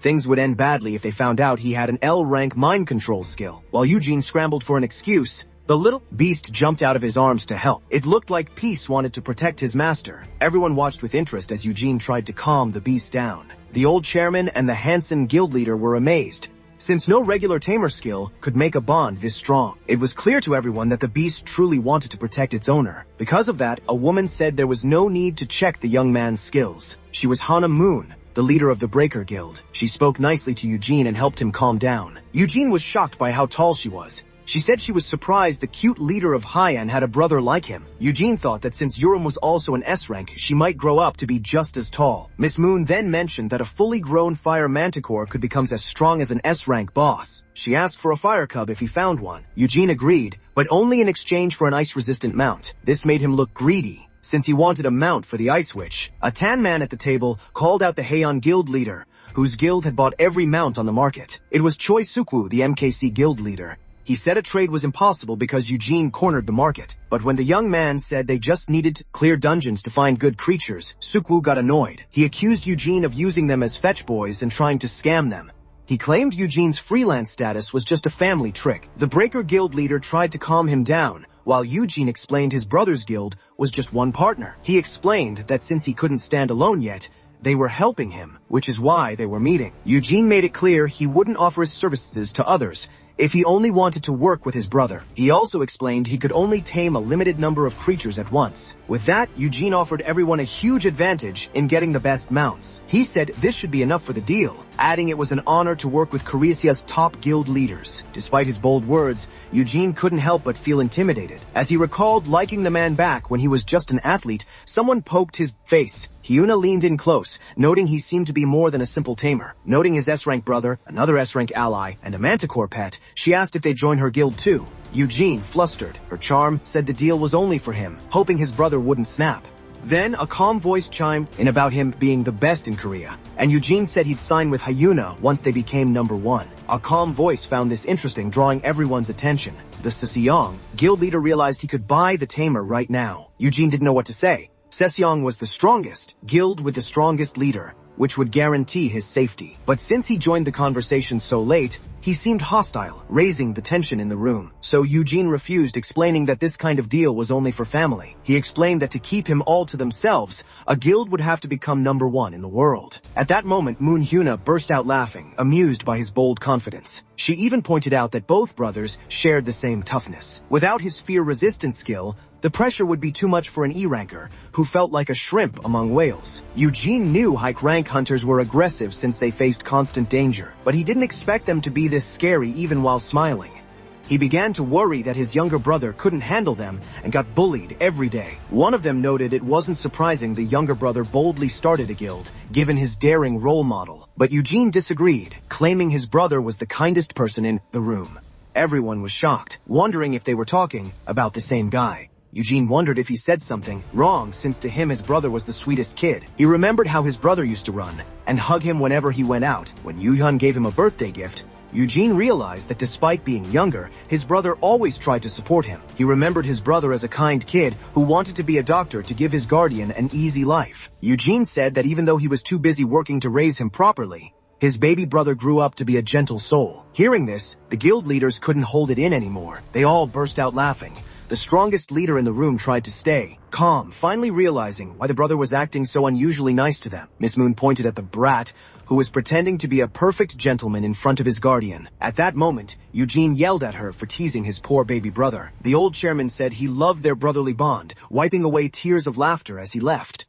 With that, the leaders wrapped up the meeting. While Eugene thought his brother was just acting tough, the guild leaders had already agreed on most terms before he even walked in. So they told him to read the contract carefully and report any issues. Eugene gave it a quick look, but as he reviewed it, he found an interesting clause stating he would own his own building. The leaders realized no one had told Eugene they were building a facility for him to raise the mounts. Eugene quickly realized this amazing deal was the director's doing. The contract stated the 5 top guilds would fund and protect Eugene's new building. All the leaders signed it. When it was Eugene's turn, his brother noticed him grinning. Eugene claimed he was stressed, but he was actually holding back pure joy. He still couldn't believe giant guilds were building a base for him in the capital's richest area. The small fry felt perfectly safe among the giants.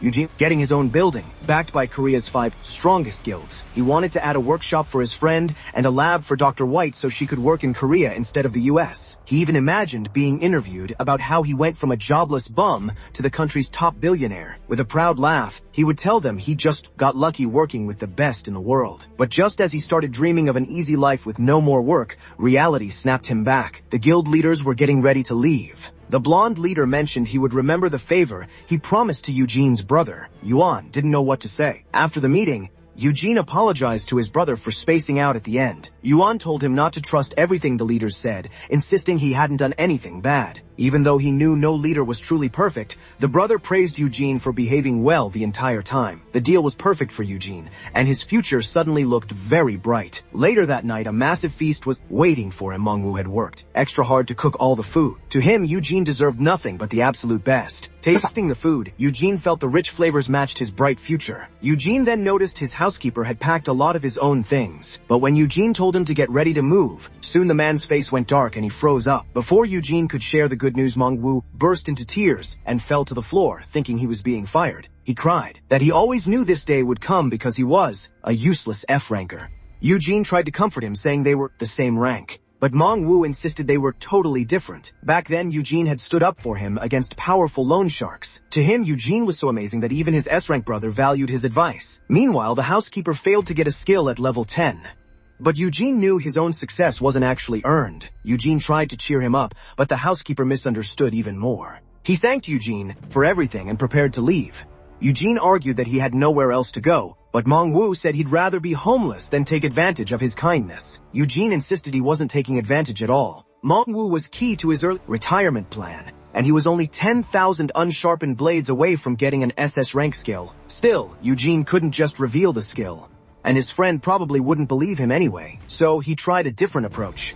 Eugene said he wouldn't force him to stay if he wanted to leave. He apologized for giving him so many chores and causing him pain. But then Eugene teased that it was a shame, since he had a secret that could really help him. He pretended that since he wanted his friend to be free, he shouldn't force the secret on him. When Eugene mentioned it was a huge secret for a friend, the housekeeper couldn't take it and begged him to tell. Finally, Eugene acted like it wouldn't hurt to share just a little bit of information. Knowing a famous name is most convincing, Eugene claimed he learned this training method from Dr. Seo. Still, he felt guilty for lying and using Dr. White's name. Meanwhile, in her lab, the doctor finished her paperwork and hoped everything else would go smoothly. But as she focused on her work, she didn't notice the dark shadow hiding behind her. Back with Eugene, he pulled out some knives and called it the best training method. He strictly warned his friend not to tell anyone, not even Dr. White. He explained that since his friend's skills dealt with weapons, he needed to sharpen the knives. Mongwoo obeyed without question. Eugene smiled, happy that the future craftsman was on his path to greatness. Just as expected, a counter appeared.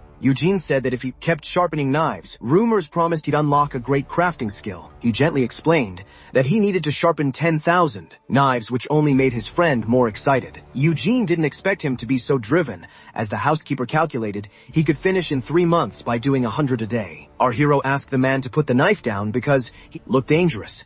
Youngwoo promised to work hard to pay him back, but Eugene knew his retirement plan owed him nothing. Now it was time to check his second investment. The doctor was thrilled to see him, but our hero quickly got tired of the nerd talking for hours. She said people think dungeons are random. When she noted they might be organized, Eugene said South Korea lacks data. Dr. Sak agreed the country was too small, then stopped herself so she wouldn't offend anyone. She just needed more dungeons to study. But most countries ban foreigners from studying their dungeons. The doctor complained she might have to join an international team to continue. Because of this, she would move to America in 3 years to make a huge discovery. Eugene wanted to keep this genius in the country, but the doctor wasn't done.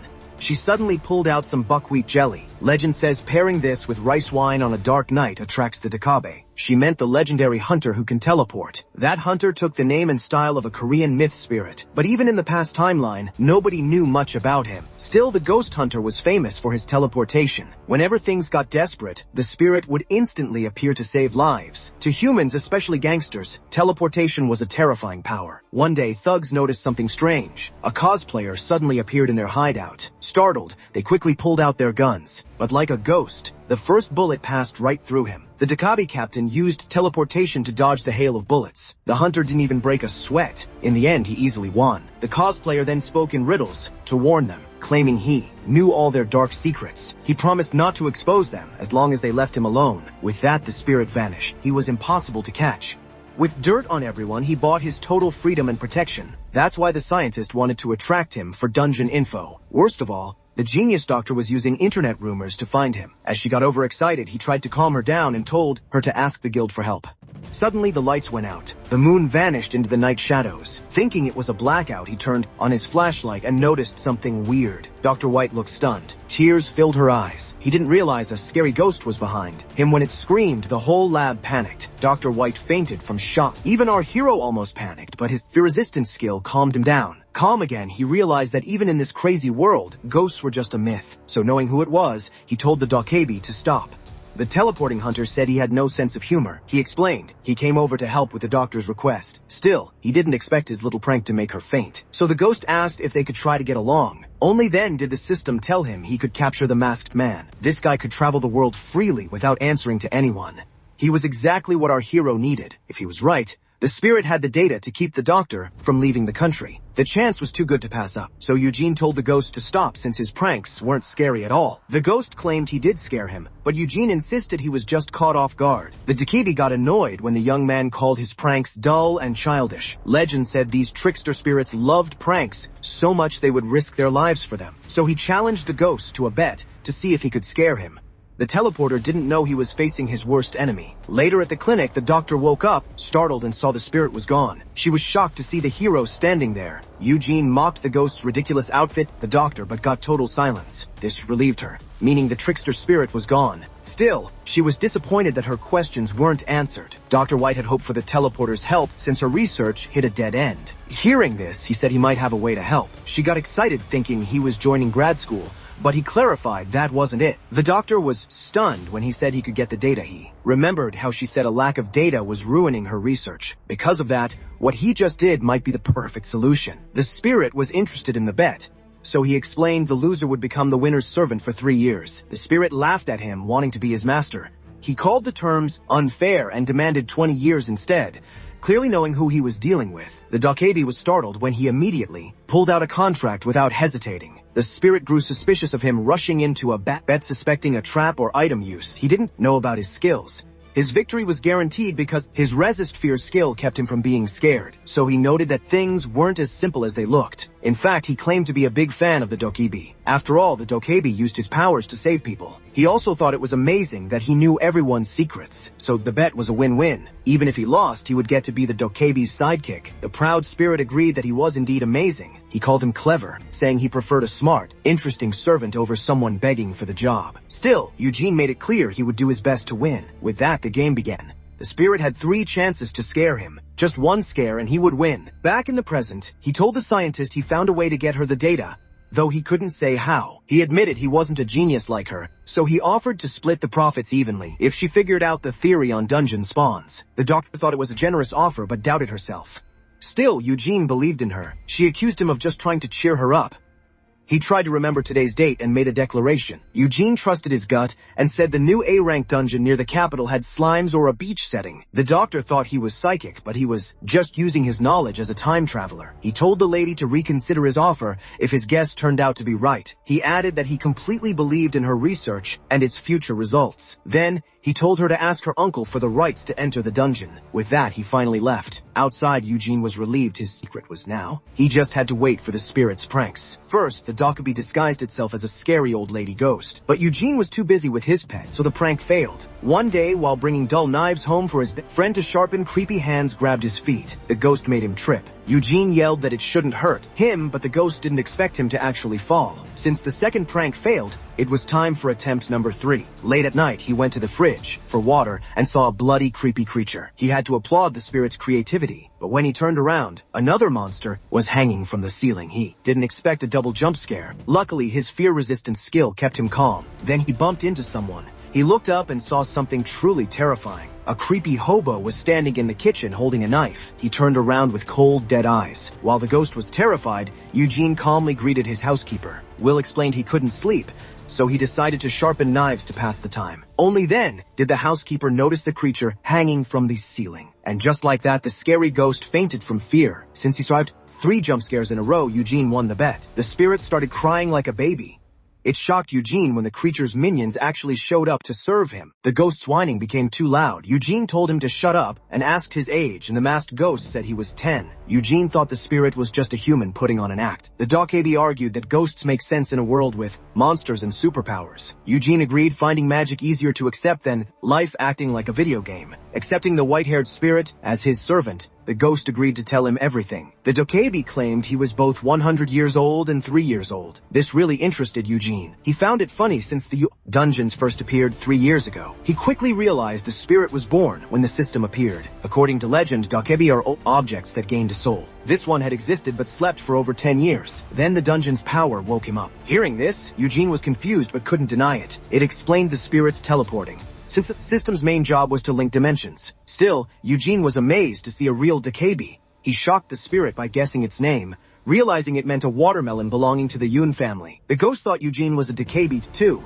born from a crystal ball. Eugene clarified he was human and told him to treat him as a boss. With that, Eugene decided to give the creature its first task. The creature was clearly annoyed by the job. Eugene complained about being an errand boy, but Hero wanted him to scout foreign dungeons, since sneaky ghosts could easily pass through their defenses. When asked why, Eugene explained it would make him an even greater hero. The data would reveal how dungeons spawn and make the world safer. Naturally, whoever found it would become a beloved global hero. The monster started drooling, imagining the fame, love, and merchandise waiting for him. Just like that, the ghost was more than happy to obey his master. Still, the ghost had a problem. He couldn't teleport far enough to reach other countries. Eugene quickly realized these words matched what was on the screen. So the straight-faced hero confessed his love to tame the ghost, leaving the spirit completely stunned. Seeing the ghost panic, the hero explained that these creatures feed on love. According to the internet, these spirits turn into beautiful women just to get attention. In short, the spirit needed to absorb as much love as possible. So Eugene confessed his love again and urged the ghost to say it back. But the ghost quickly chickened out and disappeared on our hero. Even so, the hero was excited about his new partnership with the ghost. The next morning, a couple of people with glasses rushed over to our hero. Eugene was surprised to see the uncle and niece running toward him with huge smiles. They were thrilled that he was right about the dungeon being full of slimes. The director admitted he had doubts at first, but was overjoyed to be proven wrong. It turned out the slime was a rare material worth a fortune, making the guild rich overnight. But while his new fans praised him, the issue of ownership popped up again. Eugene was glad the doctor accepted his offer, but panicked when her creepy uncle threatened to track him. Eugene refused, but the director claimed he just wanted to protect his genius mind. The hero argued he wasn't a genius, and that Dr. White would handle the analysis, so the guild should fund her instead. The hero then ran away, claiming he was just a humble beast tamer. He didn't care about praise, he just wanted to retire young. His predictions were only right because he was from the future. Once time caught up, he looked like a fraud, but everyone mistook the slacker for a humble genius. The goal for each participant was to escape the maze. Filled with toys and mirrors, it took even well-trained pets 3 minutes to get out. As for the fire manticore, it escaped in seconds, even before the rules were finished. It was clear that high-rank monsters were way smarter than normal pets. With that, the host asked for a big round of applause for their 2 guests. There was a good reason why our hero and his fire-breathing manticore were on TV. It was all the director's idea. He wanted to make the hero famous, arguing that such talent couldn't stay a secret, so being a celebrity would actually keep him safer. The director finally convinced him to appear on the show, bringing an ice wolf as a bodyguard. Due to his past life, Eugene hated media attention and feared public criticism. Yet everyone's eyes were on Peace. He was showered with compliments just because his pet was so cute. The hero had a hard time hiding his smile. And just like that, his opinion on cameras completely changed. Finally, it was time for a break. Showing off the fire manticore felt amazing. He loved seeing the crowd adore Peace's cuteness and felt it was his duty to share it with the world. He even started thinking of selling merchandise. He dreamed of the day his pet would grow up and become a global star, making him famous too. As he imagined fans lining up for autographs, he noticed someone standing above him. The lady asked if the autograph would just be a paw print. Miss Moon surprised him, saying hello and asking about his younger brother. Since the show needed 3 S-rank hunters on standby to broadcast a monster, Miss Moon volunteered. The moment she arrived on set, everyone stared at her. She found him interesting when he stood up without taking her hand, clearly annoyed that she stole the spotlight. She joked that she should have carried him like a princess. Eugene warned her to avoid flashy to stop rumors. Out of nowhere, she asked him to be her breeding partner, causing a massive scene. Before clarifying she just wanted him in her guild, Eugene said he only wanted the best. When she called him brave, he reminded her he was the brother of an S-rank, and even elite hunters are just human. The guildmaster said she liked his outlook, but found it problematic. Just then, Yerum brought her some drinks and noticed something strange. The bodyguard rushed to protect him, but the guildmaster said she just needed to kidnap him for 5 minutes. With that, the three of them were cut off from the rest of the world. As everything went silent, Eugene realized they were inside a barrier. He demanded an explanation. She said it was just her skill, and that her team would explain it to the Ice Witch. But Eugene knew it wasn't simple. Hyuna Moon was incredibly powerful, and even Yerum in S-rank was helpless against her. Alone at last, Eugene expected a big secret, but she just wanted to share some gossip. Hyuna worried that Eugene didn't truly know his own brother. His reaction only proved her point. Before they even started talking, he was already glaring at her. Still, the S-rank assured the little monster that she didn't mean any harm. She promised she wasn't trying to drive a wedge between the brothers. Then Hyuna Moon decided to be completely honest. She wanted him to rethink how he saw his little brother. During the meeting, everyone laughed, thinking he was just joking. But in their world, you couldn't overlook details like that. Hyuna asked if he honestly believed his brother built a guild just by being a good person with talent. Realistically, it was impossible for a poor orphan raised by his older brother to become a perfect, innocent citizen. There was no denying that Eugene saw his brother as the perfect picture of justice. So the S-rank pointed out a hard truth. Truly good people don't crush others to build their own guild. Then Hyuna Moon asked Eugene if he wanted to know the truth about his brother's hunter side. After awakening as an overpowered hunter, Hyuna Moon had to quit sports and become a guild master. However, she was just the face of the guild. Her sponsor ran the show. The only ones who actually controlled their own guilds were Hyuna herself and someone far more problematic, Yu Yun Han. The young man had just rejected an incredible offer from a sponsor. It wasn't the first time either, making him look like an arrogant high schooler who thought he could do everything alone. Naturally, this made him a lot of enemies, and some even tried to poison him. That night, she heard someone was trying to kill him and rushed inside.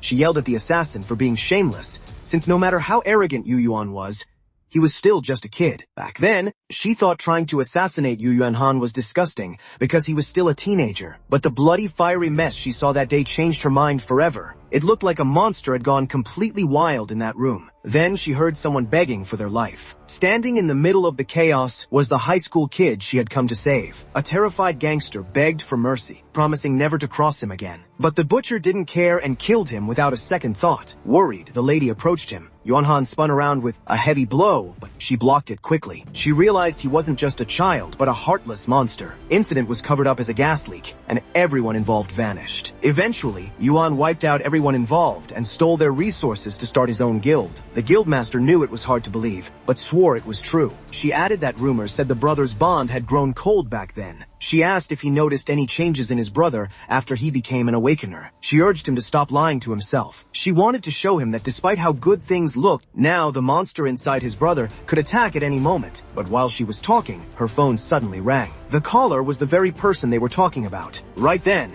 Hyuna Moon offered Eugene protection from his own brother. That reminded Eugene that his brother had suffered too. So he quickly grabbed the phone from her hand. Eugene was shocked when his brother answered. The prodigy asked if Hyuna spoke ill of him. He knew his brother built his empire on blood, but he didn't care. The young guildmaster's behavior was definitely strange. But Eugene had spent 5 years in the brutal hunter world, and he wasn't innocent either. Not defending the little brother who sacrificed everything for him would be unforgivable. So he said over the phone that the tall lady had underestimated him. Eugene decided to get even by bringing up most embarrassing moment. But as he started sharing the exact details, she snatched the phone back. She crushed the phone instantly. Hyuna demanded know how he found out, shaking him for answers, but he just said he overheard it. She thought about killing him, but didn't want to lose a super mount. Eugene blamed her for starting this by talking about his brother. He suggested they both stay quiet to avoid embarrassment, which annoyed her even more. She regretted thinking the brothers were different.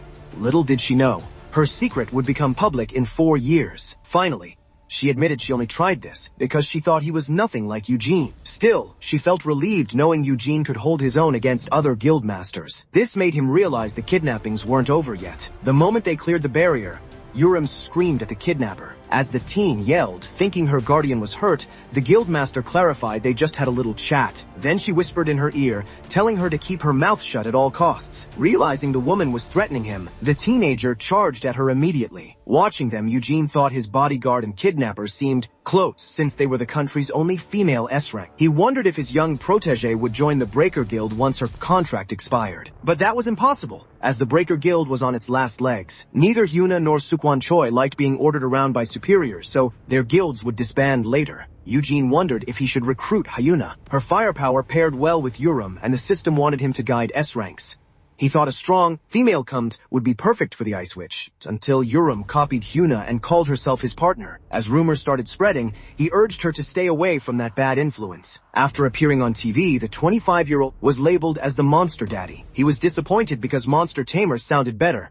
And just like that, he got another nickname. Days later, Mong was shocked to get a private space in the armory. Eugene pulled strings to move him from the kitchen to avoid trouble. Young W would benefit from making friends there. He wasn't cut out for raiding, nor did he like it.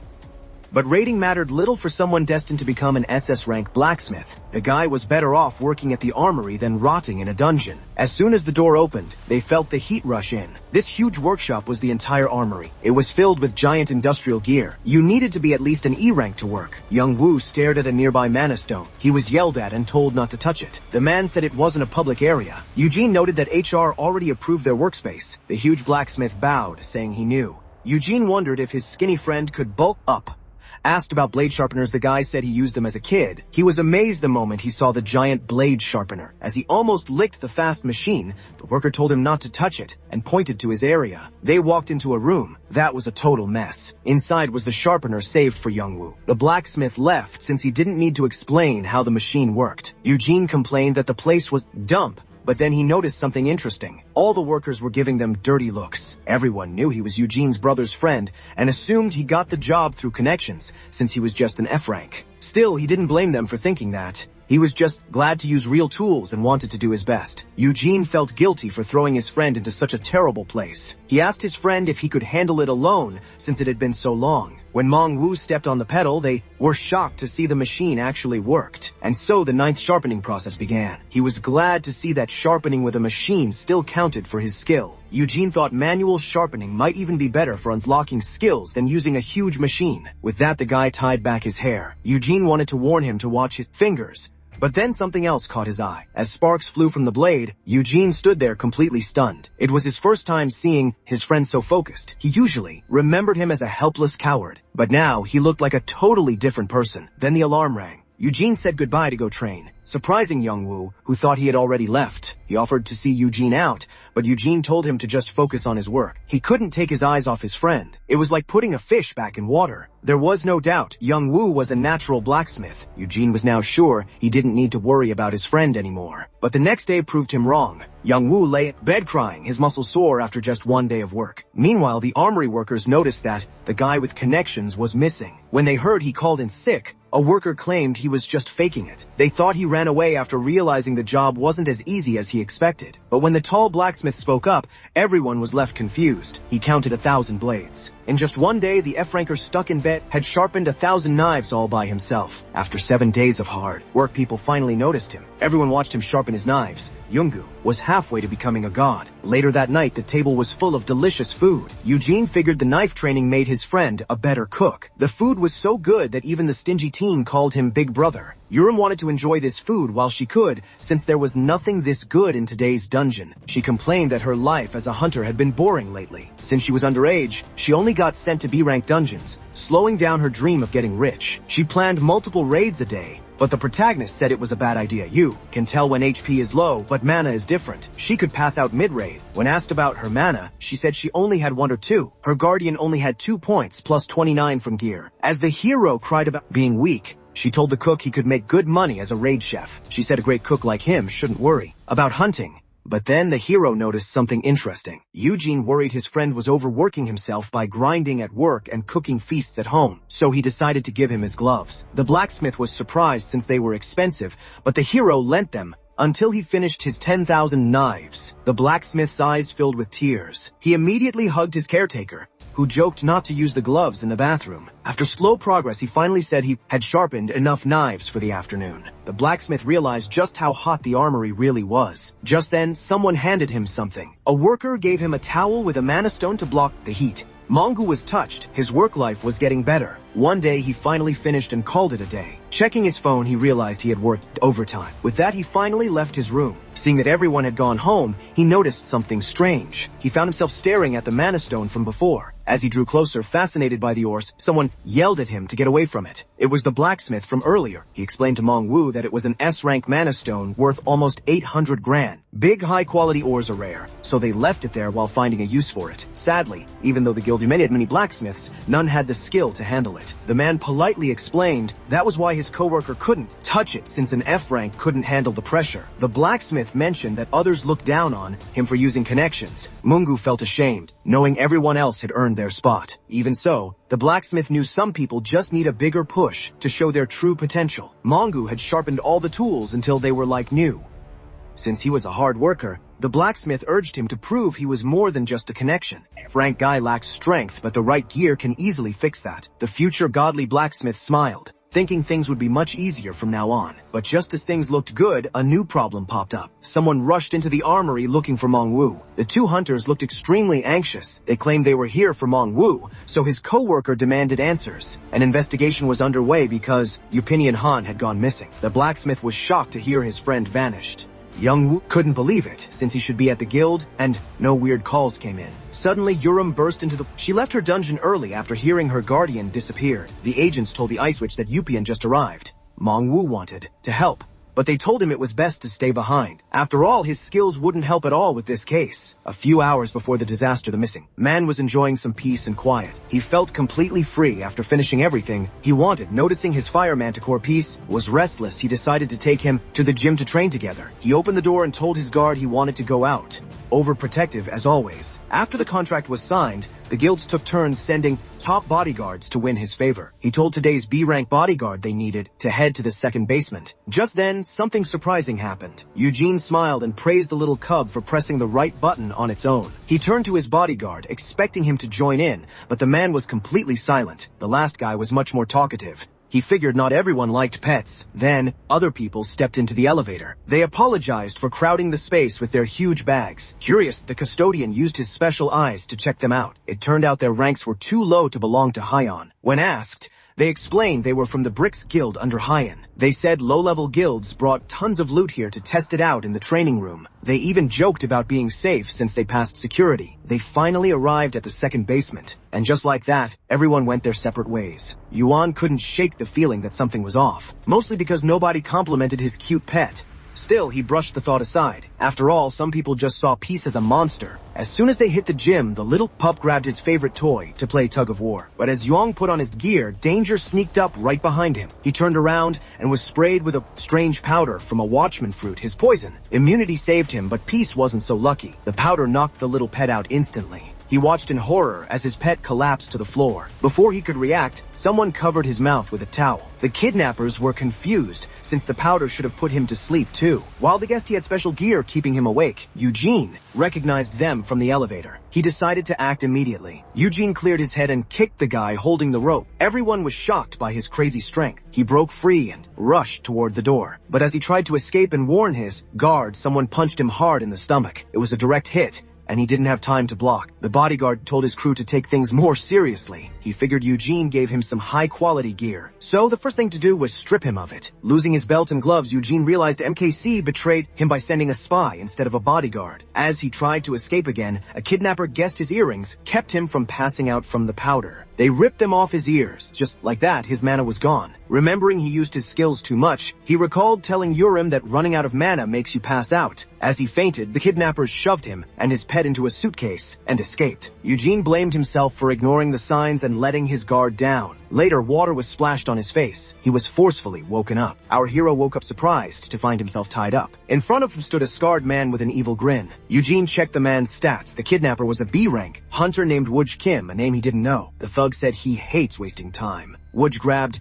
hair and demanded the master mark that controls the firemen. The man said no one was coming to save him, so he should just cooperate. Since they wanted the master mark, Peace was likely still alive but captured. The hero argued that the 5 big guilds would come for him soon. But the man wasn't worried about that. He had been texting Eugene's bodyguard, who was still waiting outside the training room. In short, no one knew he was missing. Wooji said it would be too late anyway.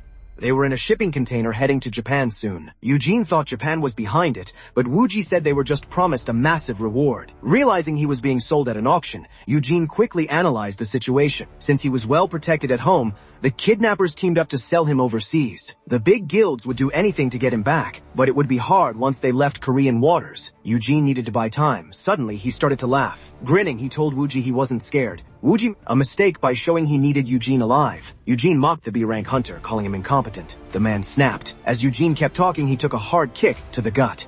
Wooji thought Eugene didn't get the danger, but Eugene knew exactly what he was doing. He claimed he was kidnapped by losers who couldn't follow the rules. His constant mocking pushed the man too far. The B-rank stomped on him with all his strength, making him scream. Wooji then grabbed Eugene's ankle. The man complained that he wasn't allowed to hurt him anymore. Eugene's real goal was to keep the torture going to buy time, despite the pain. The kidnapper decided he needed some help. Eugene was slammed against the steel bars. As the man mentioned, he owned a pet. Eugene felt something slimy on his neck. His screams pleased Wooji, who was glad to see him finally scared. The slimy venomous reptile was a C-rank monster called a critic. Its curse was so painful that most people would give up after half an hour. Even if poisoned, Eugene would stay intact enough to be sold, so the kidnapper locked him in for 30 minutes with the beasts. Meanwhile, back at the guild, Yurim stormed into another room. She finally found the guildmaster. Just as he started to explain what MK said, she grabbed him by the collar. Yurim demanded an explanation. How could her caretaker get kidnapped if their guild security was perfect? She pointed out that normally this would be impossible. Guild hunters naturally follow their master like wolves follow an alpha. Because of this,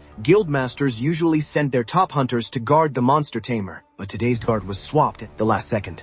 Was split into two: the guild master's faction and rich sponsors who wanted Yurin. Yurin said this proved Suan couldn't control his guild, failed to see that the sponsors would recruit low-rank members who were still stronger than his F-rank brother. Yurin asked if the MKC master revealed his location. The master replied, that is why he called her. They needed her pale corpse skill. Yurin finally understood why the room smelled like blood. The master wanted the eye switch to read the dead bodyguard's memories to find his brother. He already told the guild he would punish the guard.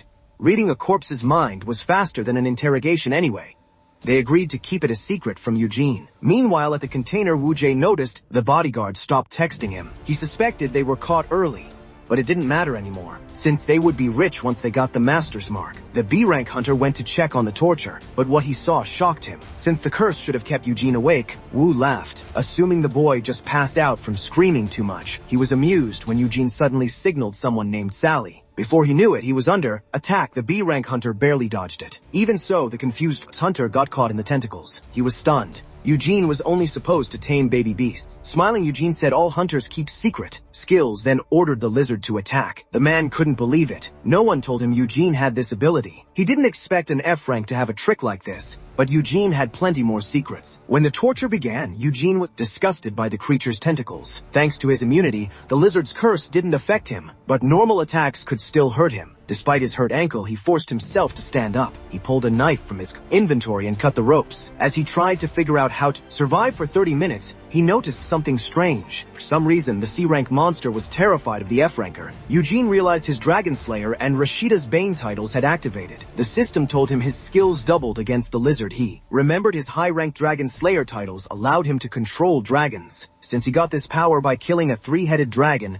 he had an edge over its cousin. Still, he lacked any attack skills. He dropped his knife, realizing his caretaker's skill was probably boosted too. When the knife hit the ground, the monster flinched. He named the salamander Sally and offered it some C-rank mana stone powder as a treat. Back in the present, he told his kidnapper it was either luck or an instant. He actually had to thank Wooji for giving him a powerful new ally. Then, the salamander was ordered to attack. The B-rank hunter quickly broke free from the tentacles. Despite his injured skin, he claimed the weak poison wouldn't affect him. But before he knew it, he was stabbed from behind. Wooji was now in pain and furious. He quickly shook off the sneaky little creature. Even weak poison can pierce a tough B-rank body if there is enough of it. The man was now boiling with rage. Sally was ordered to attack again. Facing lower rank creature, Wooji decided to move fast. He quickly summoned his weapon. He claimed he only needed one hand to handle a monster like this. With one swing, Sally the salamander was defeated. Wooji caught his breath and mocked the hero for thinking a lizard could win. He insisted that even with tricks, an F-ranker could never beat a B-rank. But just as Wooji thought he won, everything started to spin. Before he knew it, he collapsed. The poison spread through his body. This should be impossible,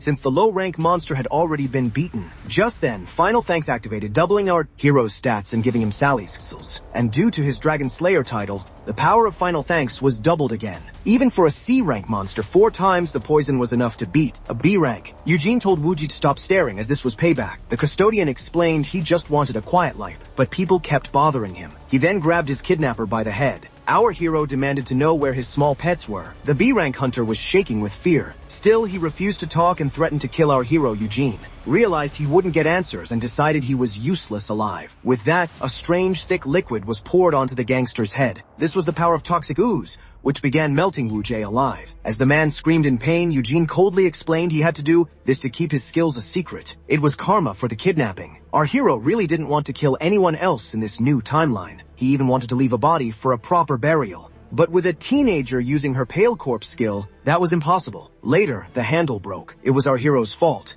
Due to the boost for finals, he had a hard time controlling his strength. Unlike before, the boost would last a whole week, so Eugene had to be extra careful to keep it a secret. Our hero then checked if he got any other useful skills from the salamander. 2 skills caught his eye. One gave him camouflage, and other let him sense and avoid anyone stronger than him. Just then, pain struck him again. Even with the boost, his ankle was still shattered. He had no healing skills, but his power allowed him to keep moving. With that, he immediately activated his cloaking skill. The custodian instantly turned invisible. Finally, it was time to look for some peace. Later, the traders of Hayo were relaxing outside their room. But as they argued over whether the plan would work, invisible tentacles suddenly grabbed them. The whole crew was attacked, completely blind to what was hitting them. Suddenly, a loud bang echoed. The man demanded to know who entered, then froze when he saw Eugene. Realized this man was the captain, since he was the only one left alive. When asked how he escaped, Eugene didn't answer and just demanded to know where his companion was. Suddenly, something was thrown at him. If it had hit, it would have caused serious damage. The crook said Eugene just got lucky and mocked him for not running away while he could. He then explained that Peace was locked in a cage and that he had the key. The man was overly confident because he was a C rank facing an F rank, but as he kept talking, he was suddenly slapped across the face. He struggled to understand what hit him while Eugene demanded the key. When he didn't cooperate immediately, he got hit again. Just like that, the C-rank took a beating, without even seeing where the hits came from. By now, the crook realized Eugene let himself get captured on purpose. Eugene ignored his questions and demanded the key again. With that, he pinned the man to the ground and picked up his weapon. Smiling innocently, he explained that he had plenty of other skills to use. He used one of them on the axe, melting it completely. The man was instantly terrified by the threat. Terrified, he agreed to give Eugene the key and told him where the cage was. But before handing it over, the crook asked him to sign a contract. That way, the crook could ensure his own safety after giving up the key. Eugene agreed but added a term forbidding the crook from speaking to anyone about this. With that, the C-rank was finally freed from the tentacles. Eugene then went to free his companion right away. But at that moment, the crook decided to take advantage of the situation. In the blink of an eye, he used a skill, charged at Eugene, and grabbed him by the neck. The crook squeezed as hard as he could. He was confident Eugene wouldn't hurt him, because breaking the contract would trigger a severe blindness curse. The man blamed Eugene for being careless and assumed he was a beginner who had never been in a real dungeon. But to his absolute shock, the paper was ripped in half. With the contract destroyed, the system would now curse Eugene with blindness. However, Eugene's curse immunity spared him. He explained that he wasn't a beginner and was actually the most experienced person on the ship. With that, he delivered the final blow. Had predicted the crook's betrayal long ago. Even so, he had already planned to kill him from the very start. No one would suspect an F-rank caused this carnage, so people would assume a fight broke out among the kidnappers. He decided to spare the other traitors and leave them for the guild, since they hadn't seen his skills. But there was still one problem left. Eugene had to handle the body of his late friend. He couldn't help but feel sorry for the poor creature. He knew the C-rank monster would be chopped up and sold if left behind. For that reason, he decided to dispose of the body. Eugene used Sally's own power to lay her to rest. If it hadn't been for her, he wouldn't have survived this mess. After a quick search, the monster dad found his cub. Peace was still knocked out from the powder. Taking the animal and running would look too suspicious, so he decided to just wait for rescue. Reunited with his cute pet, he told it to sleep until help arrived. Despite all the fighting, Eugene looked gently at the safe creature, hoping it would live a long life. Soon help finally arrived. Once they found the hero, the agents sent their location. They quickly opened the cage and called his younger brother. The waking hero felt a strong presence coming near. He soon realized it was his younger brother. Right then, Eugene finally found his missing brother. The guildmaster rushed over to check on him. Seeing everyone there, Woojin knew the whole team came for him. It made sense given his value, but when he tried to stand up, his ankle hurt again. Seeing this, they demanded to know who hurt him and called for a healer. He tried to say he could walk, but his brother picked him up like a princess. He appreciated the care, but his pride was totally crushed. After some effort, they finally got him into the car. Eugene promised to visit after the investigation and told him to take care. Eugene realized she had to read a dead person's memories and felt she was too young for this. He snapped back to reality when his brother ordered the driver to head to the hospital. The hero tried to explain that healers had already treated him, but Yugam insisted on real doctors, so he needed an excuse. Yugam claimed that after today's trauma, he didn't want to be put to sleep around strangers. With that, he made his brother feel guilty and got a direct ride home. Even so, Yugam still worried about the custodian's health. Annoyed that the guildmaster smelled an Italian scent on him, he blamed the ocean and used a cloaking skill to hide it. Finally, the long day ended. Since MKC failed, they were banned from giving bodyguards. Hyon boosted security, and other guild masters sent personal guards to watch him closely. As for the main character, started seeing himself inside a cage. There he met a strange person who smiled and offered him treats as a sign of friendship. Seeing his new friend in danger, he decided to act right away. But this brave act made him fight someone stronger, and he died. Just then, the hero finally woke up. Yuck desperately gasped for air. Once he calmed down, he realized this was no normal nightmare. In fact, those were Sally's final memories. Something similar happened to him in the original timeline, even if he didn't remember it. It made Yukon realize it had only been a few days since he went back in time. Back then, low rankers were easily killed. Sometimes their memories were so intense that the traumatized hero would drink alone until people dragged him to rehab. The main character then assured himself that none of his S ranks would die easily, except Mong Wu. That was when he noticed something interesting. The only F rank in his care was missing from his bed late at night. Meanwhile, in the armory, someone was sharpening knives. The blacksmith worked hard at his job. After finishing one blade, Mongu grabbed another dull one, thinking he only had 20 more left. He should be happy since he was close to 10,000, but he just felt frustrated and confused. He felt like he wasn't helping anyone. While others searched for the custodian, he was stuck sharpening kitchen tools. Mongu felt completely useless. He remembered offering to help when it started,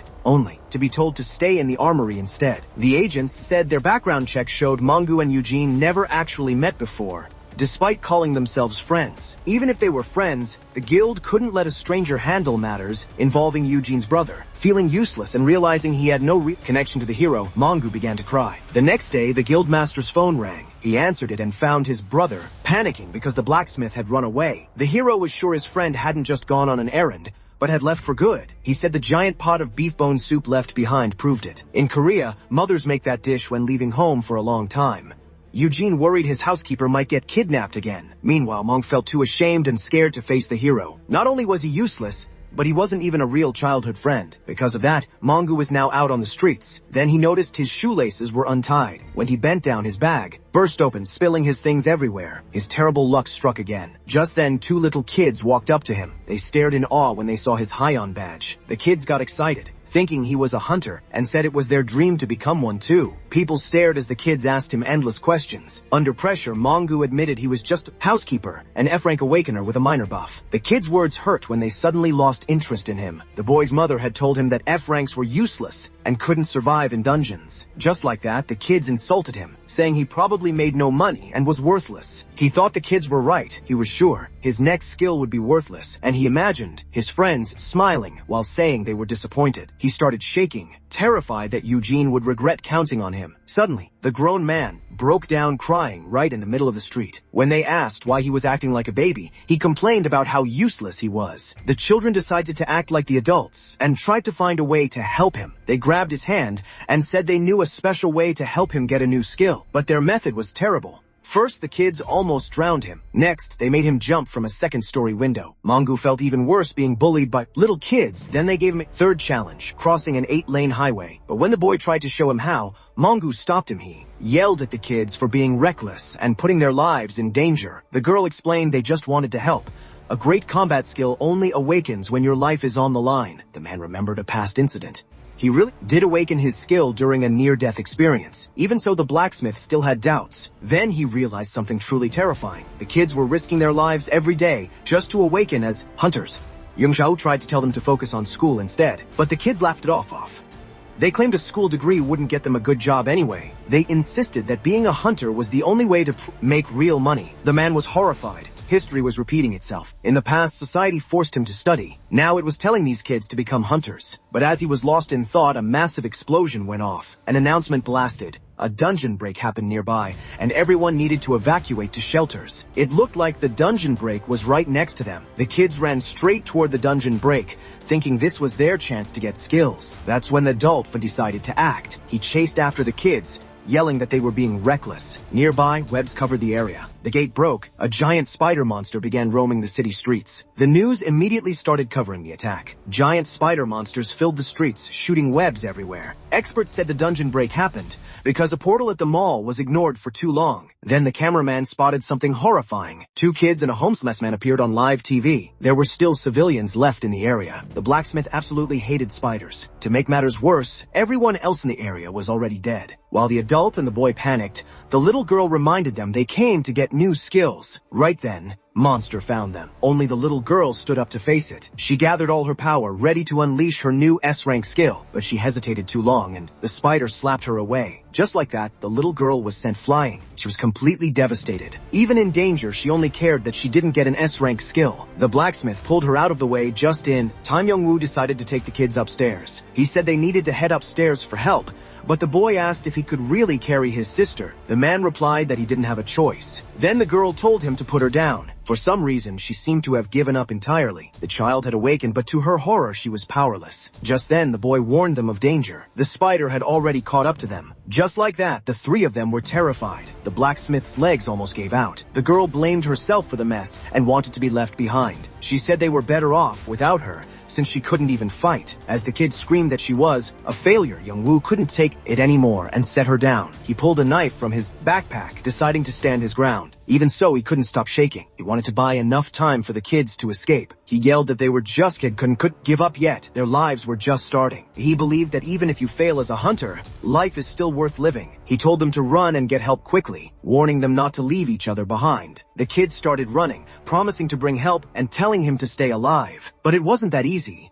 His emotions take over and now he faced a monster way stronger than him. With a simple flick, he was sent flying. He was thrown completely out of the building. He already expected this to happen. The blacksmith thought this was the end of the line for him. Seeing a bright light, he thought he was just seeing things. Still, he was glad that Eugene's face was the last thing he saw. Suddenly, the vision got closer and started speaking to him. As it turned out, it wasn't a vision at all. The blacksmith couldn't help but burst into tears. His friend finally caught him. Young-woo was speechless. Eugene always showed up right when he needed him. After that, the blacksmith's memory got blurry. He only remembered his friend, protecting him from the spider monster. But during the chaos, he noticed something strange. Eugene was definitely different. When Young-woo mentioned the tentacles on his back, Eugene told him he was just seeing things. The last thing he remembered was his friend knocking him out and drugging him for asking too many questions. A little while later, he finally woke up. He quickly realized he was back in his dorm room. According to the news, the kids had been safely rescued. The spider attack was real, not a dream. Then an angry Eugene walked in with a hot plate of food. When Young-woo asked about the tentacles, Eugene insisted he was just mixing up dreams with reality. Suddenly, Yojan grabbed him by the collar, furious that he risked his life. He said he only found out because he saw him on live TV. Eugene ordered him never to run off and cause trouble again.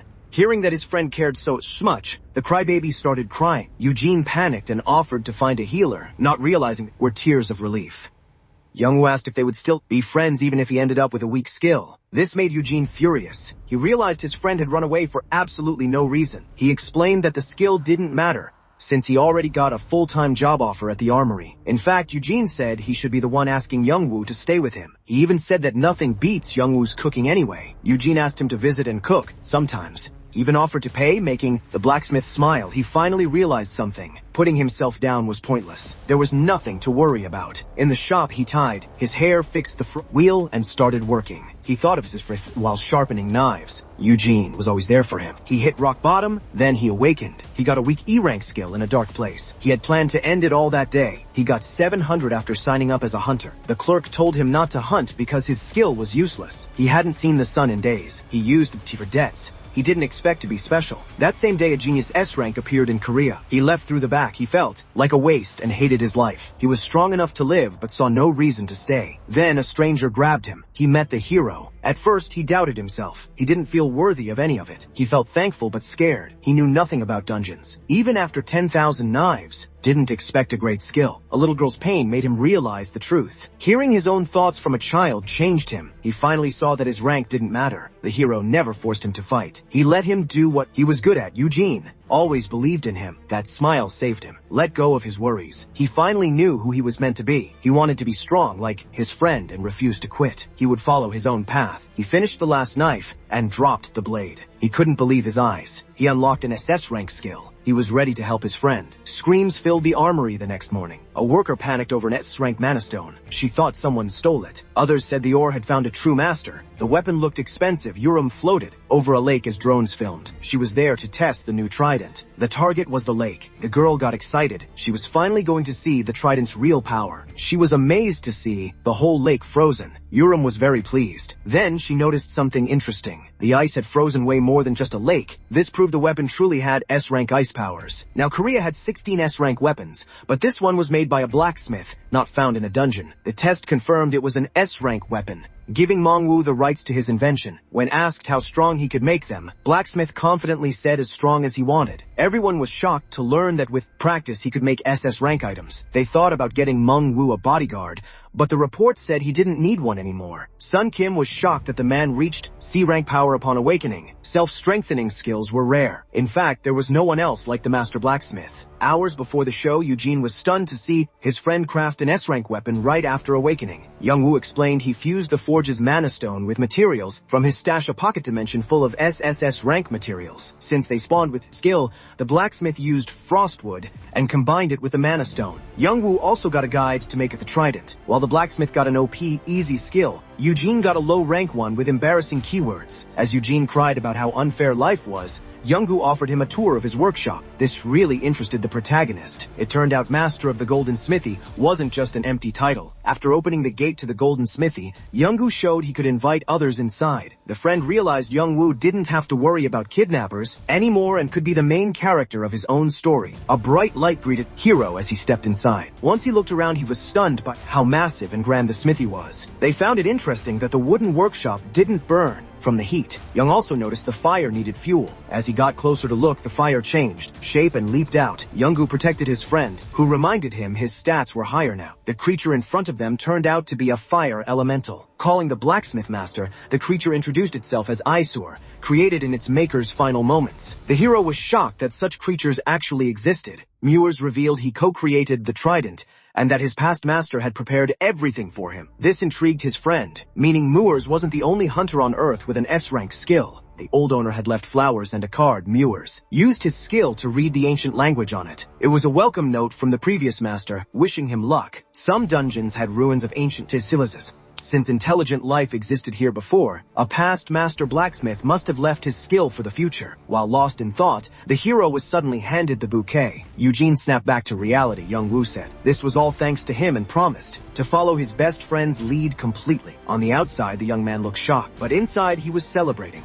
With Dr. White and the master blacksmith on his side, he could finally retire early. Still, for some reason he didn't look happy. When he said it was a bad idea, his friend was confused. Eugene explained that Woo shouldn't tie himself down like that. Right then, the protagonist decided to tell his friend a secret. Eugene told him they'd never met and apologized for forcing him to be his housekeeper. He told Myungwoo to live his own life now. Eugene knew he was losing his chance to retire early, but seeing his friends succeed brought him peace. Eugene thought it was best to let the blacksmith shine. Myungwoo stayed quiet, remembering his skill could beat Korea's top guilds. Myungwoo said he knew what he had to do. First, he handed over the flowers before they caught fire in the workshop. The master blacksmith decided to live for himself from now on. Back in the present, he gifted his first creation to the country's youngest S-rank hunter. He explained that since the Hyeon Guild supported him early on, they deserved his first S-rank item. Meanwhile, Eugene was upset that he lost his chance to become a millionaire. Still, it was for the best. With the blacksmith in the spotlight,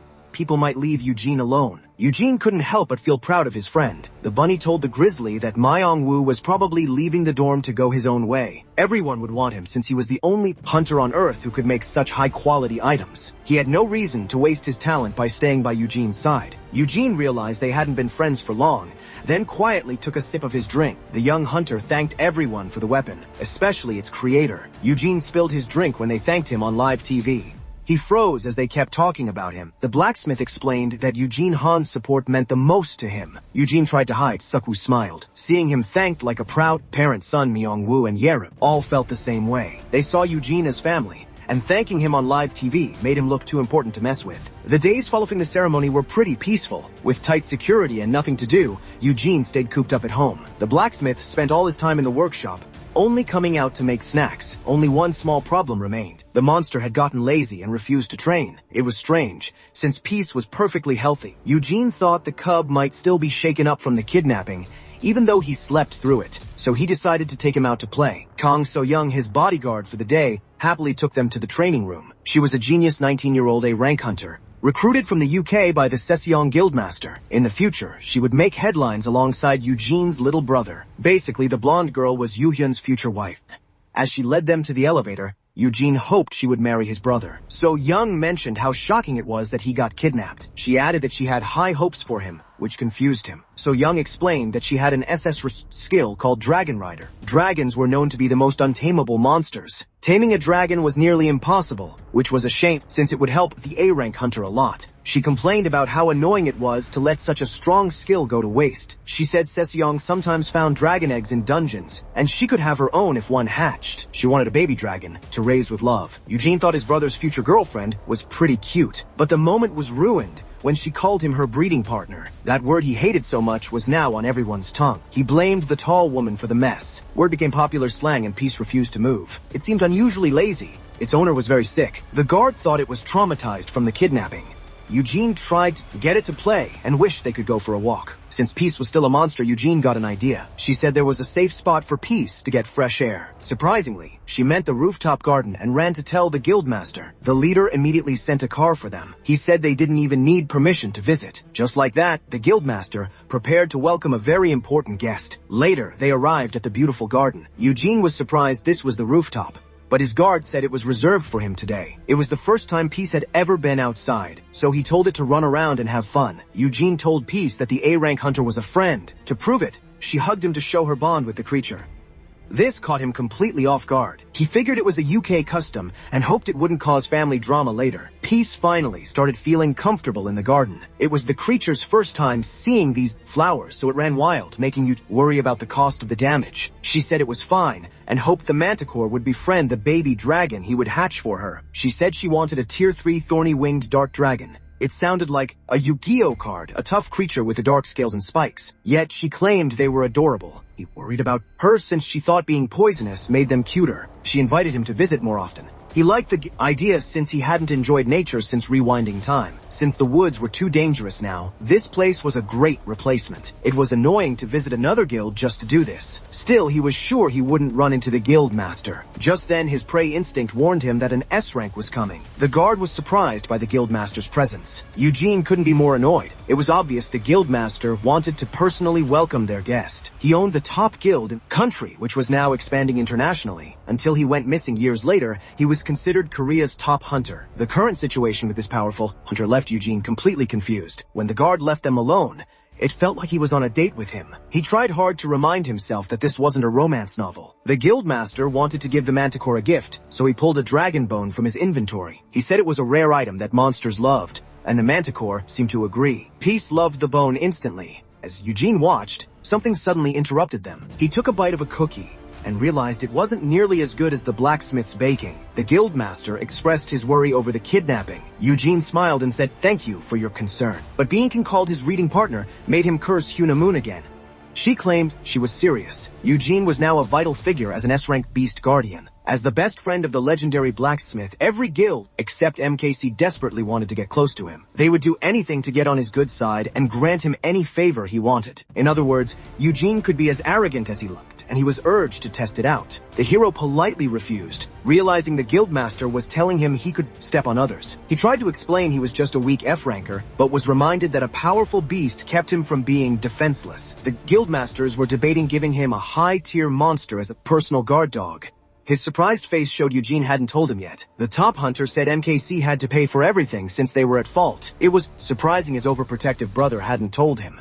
Sorry, I'm starting to sound like the Breakers' leader. Eugene was keeping too many secrets, even acting shady about the kidnapping. He knew he'd be clueless if he got these overpowered skills in his past life. The guildmaster of Heian was acting mysteriously, noting that Eugene was now important enough to create a guild that could threaten the top players. Many VIPs respected him after the negotiations, and he could even build his own monster army. Isn't that illegal? Eugene asked. The guildmaster clarified that laws were shifting with the influx of dungeons, predicting the world would completely change in 5 years. In a world where hunters would die for a beast ally, to survive dungeons, someone who can tame them is incredibly important. After all, he had the power to tame S-rank and A-rank monsters. He advised Eugene to talk to his overprotective younger brother, who was wasting his immense potential. He felt like an employee being tested by his boss. Meanwhile, back at Heian, Yuram was uneasy about a strange detail regarding the caregiver. It started when she used her skills to read the memories of a dead traitor's bodyguard. She had used the skill back then to search for clues. She saw that the kidnappers believed an item from Heian kept an unconscious Eugene awake. But Yuram knew no such item was ever given to him. She began to suspect that Eugene was hiding his own secrets. At sunset,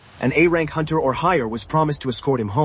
Technically, the S-rank guildmaster fit the bill. Eugene wondered why a busy leader was acting as his bodyguard. As he turned to speak, ominous hand reached for him, but it was just a friendly gesture. A fragile tamer like you shouldn't forget his seatbelt, the S-rank said. He was trying to make up for not protecting him during the kidnapping. Eugene calmed his racing heart and smiled. MKC is the only one to blame, Eugene said. If it went worse, I wouldn't even be visiting your guild today. Either way, it proved MKC was corrupt and completely expendable. Eugene was speechless. He realized MKC might fall even faster in this timeline than it did originally. Eugene glanced at the driver. He realized he knew almost nothing about the country's strongest hunter. The man was a total ghost before his awakening. Curious about the strongest hunter's skills, mustered up the courage to sneak a peek with his appraisal skill. He pretended to look out the window, but as he tried to use the skill discreetly, a cold hand wrapped around his neck. His heart instantly dropped to his stomach. Dead silence filled the car. Eugene had no idea what just happened. Even with his fear-resistant skill active, he felt like he was about to die. A single squeeze would end him. The driver's expression remained perfectly calm and relaxed. Eugene was shocked to be caught before even activating his power. Even the beast got on guard. The tamer asked his guard if he was turning on him. Eugene smiled and let go of the hero's neck. Then he patted his back with the same hand. Eugene felt confused as they sat in silence. The hero didn't know what to say, annoyed by how paranoid the strongest hunter was. Meanwhile, 2 middle-aged men sat down at the guild reception. Eugene liked their warm welcome, but as soon as he opened the door,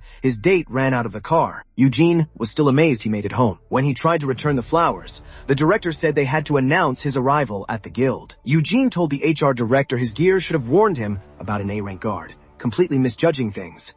Director Su explained that guilds are like armies, so S-rank masters rarely visit each other. Hearing how those visits cause fights, Eugene wondered why Hoojin insisted on driving him home. Then he realized Hunji just wanted to mess with Hyan a bit. The man pulled out a flower. He gave it to the director, promising to always look after Eugene. Along with the flowers, he decided to give him another gift. Eugene got earrings with a B-rank shield skill as a thank you gift for cooperating with Suyong. The hero was shocked, since items with skills cost a fortune. It got creepy when Hunji said these replaced the studs Eugene stopped wearing. Hunji insisted Eugene take the gift, saying he just wanted to be good friends. Later, in the bathroom, the box of studs was emptied. Their new owner decided to try them on. He told his pet to charge at him at full speed. Piece crashed right into the shield. Eugene was happy with how handy his new skill was. Then he noticed his pet smelled from the garden, so he decided to give it a bath. The fire manticore hated baths. Still, Eugene felt the trip was worth it, since he got new studs and his pet felt energetic again. But after getting yelled at, Eugene doubted he could make that trip again soon. Director Suk hated Hu Jong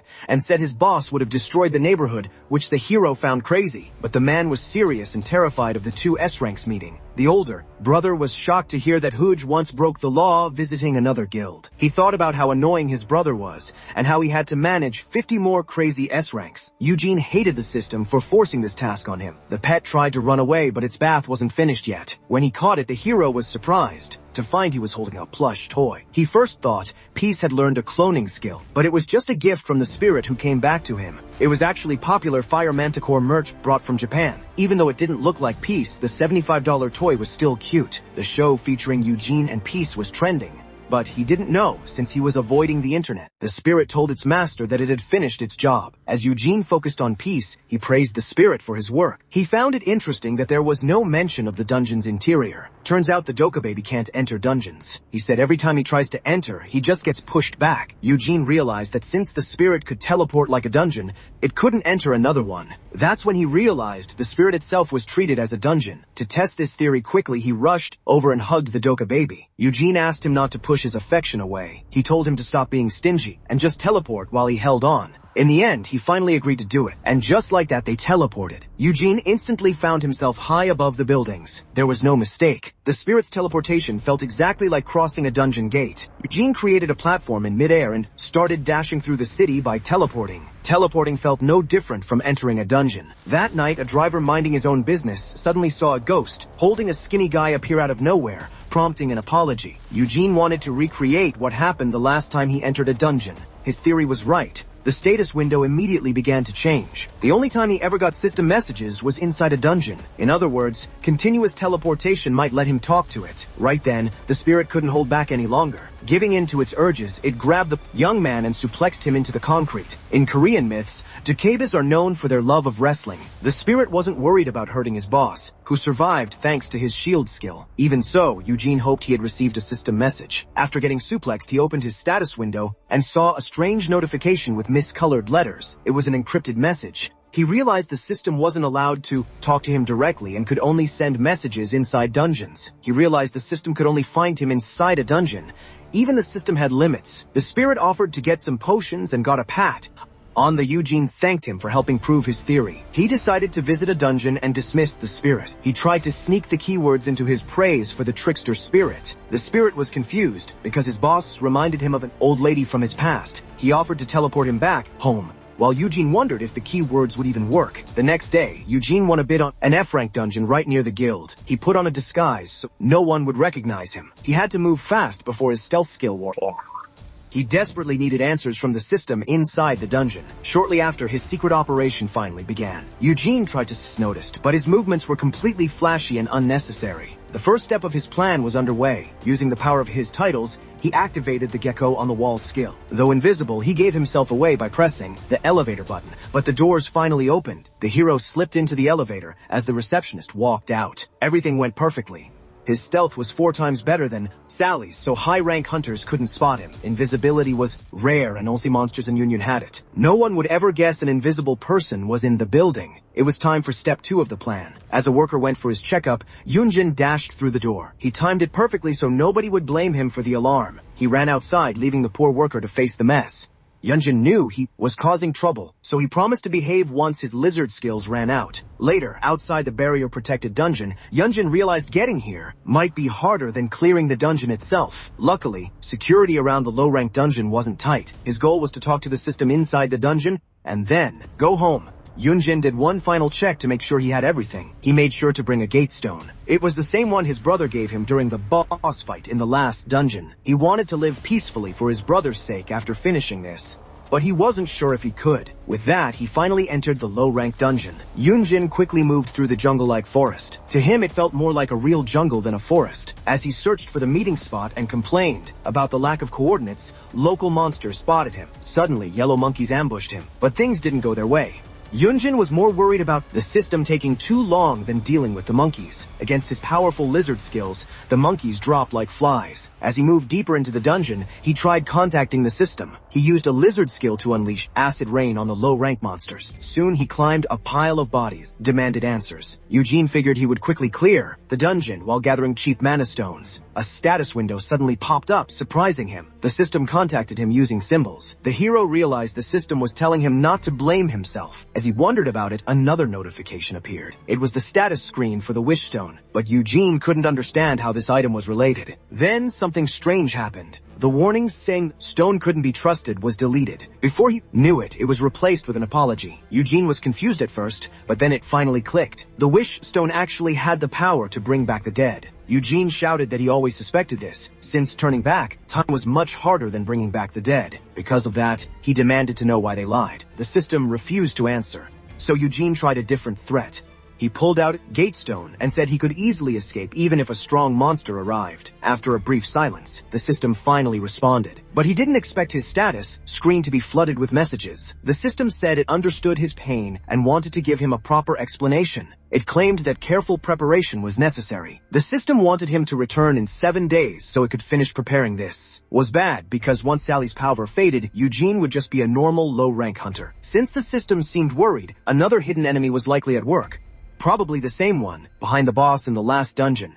The more they talked, the worse things got. Right then, something creepy started to happen. The system shattered before he could react. Eugene saw the flood of alerts and knew this was bad. He might have to fight something even worse than the Firebird. Something began to emerge from the crack. The pressure was intense. This enemy felt stronger than the three-headed dragon. He shielded his eyes from the light. He took a closer look. Eugene was curious about the fluffy cotton ball. He doubted this thing was even a monster. It was adorable, but he stayed alert. Chick could still turn into a beast. His skills confirmed it was just a baby bird, but the system was showing an error. He thought about attacking it. Then he saw something scary. The bird was about to eat a poisoned mana stone. He jumped in to save it. He panicked after touching the monster, then immediately fell for the crying bird. He tried to calm it down and explain he was helping. As he looked for mana stones to feed it, a monster spotted them. He took out the threat instantly. The bird was now under his protection. He'd have to keep fighting. He promised the bird more stones if it stayed quiet. The exit finally opened.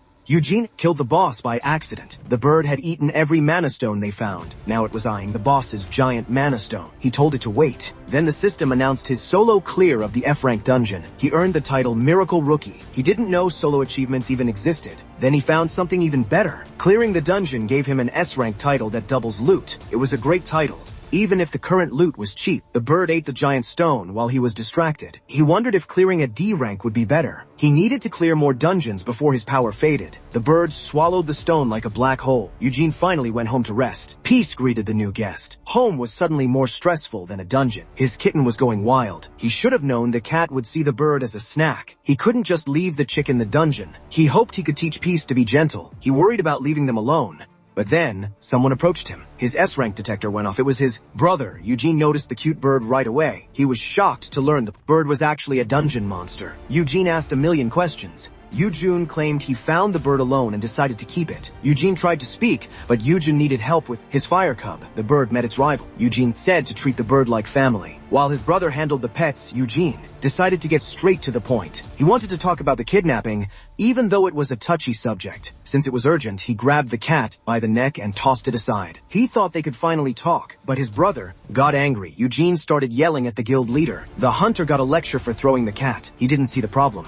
Eugene argued that a C-rank beast wouldn't get hurt from that. His brother didn't care at all. He tried to calm him down, but the brother said high stats are no excuse. Eugene ordered them both to sit. Other hunters treat their pets like children, yet the S-rank owner just tosses his around. Eugene tried to make an excuse. He apologized and promised to treat the beast like a weapon, which only made his brother angrier. He told him he was a bad owner for treating a pet like an object.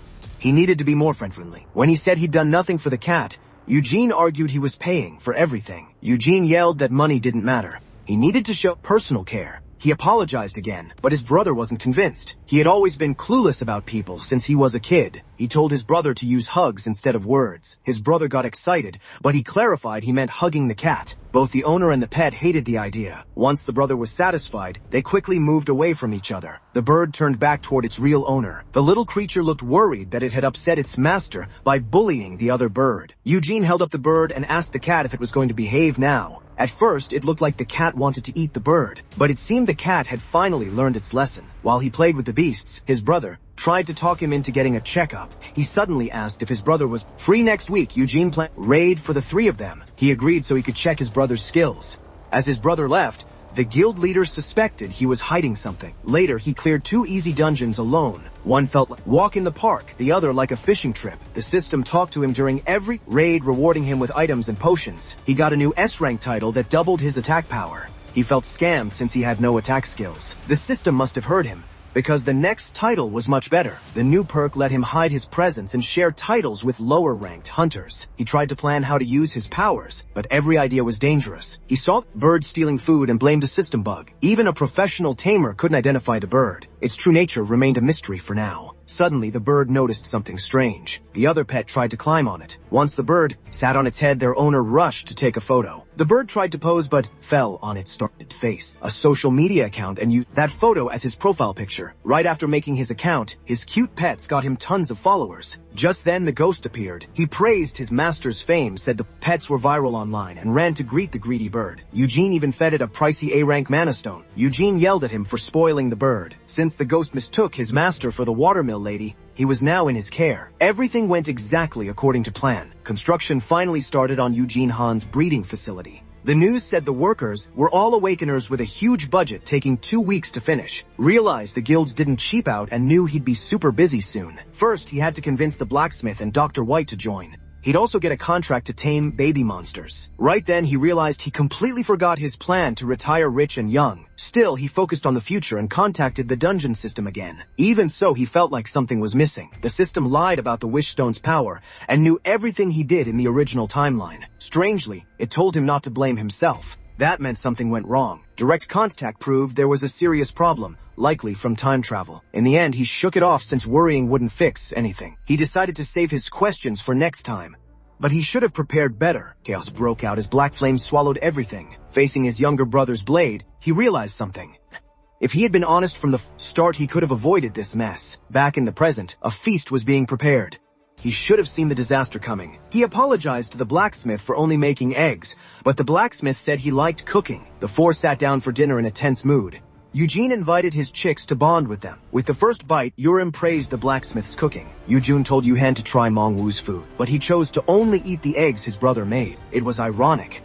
While the fire hunter gave them the cold shoulder, the ice user acted warmer. Eugene scolded his brother for being rude, but the blacksmith said they barely talked anyway. Urim thought that sounded harsh. The blacksmith chose to follow his best friend instead of Hyan, who begged him to stay. Urim was impressed that the new building would have both a breeding area and a forge. Eugene wanted his brother and the blacksmith to get along. After all, Mongwu really knew how to spoil his friends. But Eugene stayed cold and did the dishes in silence. Urim and Eugene talked about how awkward dinner felt. He knew his brother was quiet, but was shocked he wasn't happy that he could protect himself now. He first thought his handsome brother was jealous, but Urim was sure that wasn't it. She thought Eugene was sad to see his guardian become independent, fearing they were growing apart. When asked to explain, she said she was just talking. Urim then noted the guildmaster was stressed because the security system had glitched for 3 days. Eugene blamed himself, but Urim said it was the master's fault and told him to join her instead. Later, he tried to cheer up his brother with flowers, thinking he caused the cold attitude, but his brother stayed expressionless. It failed completely. He wasn't as smooth as Hun, so the plan failed. He just wanted to make his brother laugh. But the young man showed no emotion for days. He was sure a real talk would fix everything. But things snowballed before they could even talk. Later, Peace looked around. Yunj asked if he remembered his home dungeon. He was glad the fire manticore forgot where it came from. As they talked, Peace was suddenly startled. Out of nowhere, blue monkeys rushed in to attack. Peace stood his ground. Just like that, he took out the incoming monkeys, making his owner proud. Yujin said this was completely normal. Monsters fight each other anyway, so Yuja used them to level up Peace. But the guildmaster only focused on himself. His cold attitude was getting annoying. As they moved through the dungeon, a blue monkey jumped at him. But before he could attack, it got caught in a red wire. And just like that, it was burned to pieces. The same thing happened to the next one. The third monster was destroyed by black flames. The fourth one got hit in the face with blue feathers. He couldn't take it anymore. Yuja said he was just helping clear dungeon. The leader asked why his brother seemed bothered, but Yuja refused to talk unless the leader shared his own secrets, leaving him shocked. He reminded him that his brother started the whole secret thing first. After all, he heard about the bad things his brother did while they were apart. As he yelled, a sword flew past his ear to kill a monkey. Yuja said secrets were needed to keep everyone safe and grow the guild. Master couldn't deny his brother had his reasons. He realized he had to accept that his brother didn't need his protection anymore. Understanding this, he explained it was only natural to worry about family, but he didn't have to carry the burden alone. He was now powerful enough that other guild masters wouldn't dare mess with him. But according to the S-rank hunter, that wasn't the problem. The guild master used his black flames and asked if he could just live a peaceful life. He wanted his brother to relax while he took care of everything. In exchange, they wouldn't question each other. He just wanted his brother to stop entering dungeons, reminding Yuja of a memory from the past timeline. But just as he was about to speak, the system activated. He was shocked as his body began to disappear. Yuja saw the light and turned around. To his shock, his brother was fading away. Before anyone could act, he vanished, leaving only his weapon behind. The system chose the worst possible time to act up. Only his spear was left behind. The powerful S-rank hunter was completely confused. Before he could do anything, his brother had vanished. Meanwhile, the hero kept falling. Just as he complained about the bad timing, he stopped midair. Then a pink smiley face emoji appeared and welcomed him as honey. Other digital creatures appeared right after. He quickly realized he was talking directly to the system. The emojis agreed. When he tried to say his name was Eugene, they stopped him, explaining that sharing names wasted too much data and would cut the connection. They said they had to hide him from the enemy, so Eugene asked for their name. Since they couldn't say it, Eugene joked that he was fighting Voldemort. The emoji apologized for lying about the wish stone. Eugene told them not to worry, since it worked out for the best. Not wanting to waste time, he asked how they knew about the original timeline and if time travel caused any problems. The smiley face replied that the important part was yet to come. They explained that only Earth's time had been rewound. To explain, they showed him trees representing different dimensions and pointed to his realm. They showed how the wish stone worked on it. Just like that, the giant tree shrank into a small plant. Only Earth was sent back in time. The time reset didn't affect other dimensions. The dungeon stayed exactly the same. Earth's dungeon crisis will worsen faster. Enemies want dungeon power, so the system desperately needs the custodian. Suddenly the yearbook appeared and started changing shapes. To save his world, the custodian had to gather 50 S-rank heroes. Once he understood the album, the emojis said they chose a look familiar. They made the system like a video game and polished the details, but he was shocked to learn the status window would eventually disappear. The system was actually a tutorial that limited human creativity over time. Because of this, humans think Frankers can't get stronger, even though he proves otherwise. The emojis made it clear that humans are meant to evolve. Frustrated by this news, Hero grabbed the emoji. Knowing change was possible, he demanded a new keyword. He complained that his keyword was too silly for such an important mission. Gathering 50 S-rankers basically turned his life into a weird dating sim. The creatures blamed him, saying they only wrote the descriptions.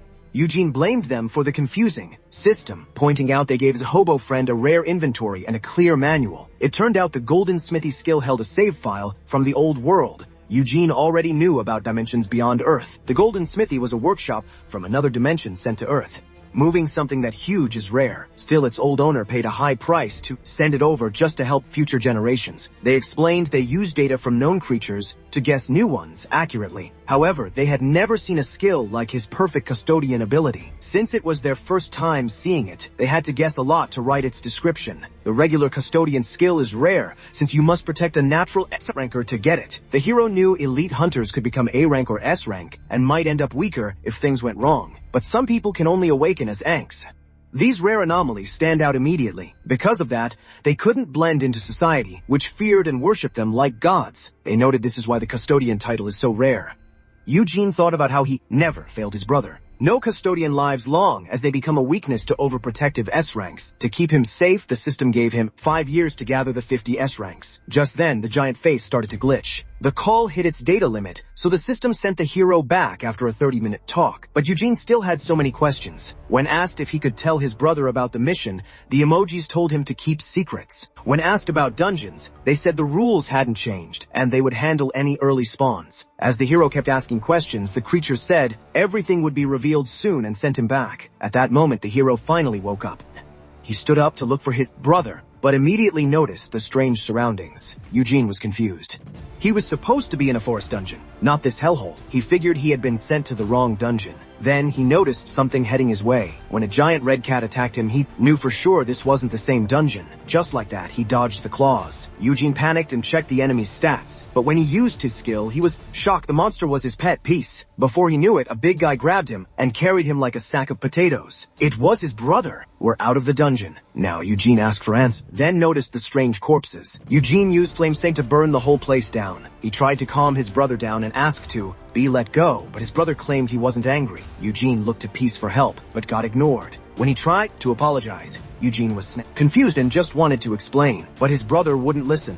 The guildmaster had given him space to grow at first, but now, seeing things get worse, he couldn't stay calm. Suddenly, Eugene slammed his brother onto the ground. He pointed his blade at him and threatened to tell everyone that he died inside the dungeon. Keeping him alive was too risky. Eugene planned to blame the boss monster, even if people doubted an S-ranker letting him die. He threatened to use his limbs as proof of his death. He remembered the system warning. Overprotective S-rankers can harm their targets. Eugene promised to heal him after cutting off his limbs, causing utter panic. The shield skill finally activated. Eugene ran for his life. Eugene could cut the shield easily, but he hesitated. He shouted that he didn't need the shield and would fight back if harmed. The guildmaster quickly blocked the incoming knives. He grabbed his brother and told him he knew he was hiding secrets. Eugene used his master's mark, and just like that, Peace joined the fight. It bit its owner's arm, but a young cub's bite was nothing to an S-ranker who easily took control. Just like that, he slammed the fire manticore down. Peace was knocked out cold, Eugene yelled at his brother for hurting his pet but got pinned down. Eugene felt this was the only way. With that, he raised his blade to stab. He admitted he wanted them to be close again, demanding the truth after ignoring things for too long. He couldn't believe his brother became a tamer at level 10 or that he could afford to raise Peace. Eugene brought up the master blacksmith and Peep Peep. Things got even crazier when Eugene entered a dungeon. The guildmaster cried, talking about how helpless he felt when his older brother vanished. In the end, Eugene couldn't bring himself to cut his brother. Instead, he decided to just take a bit of skin.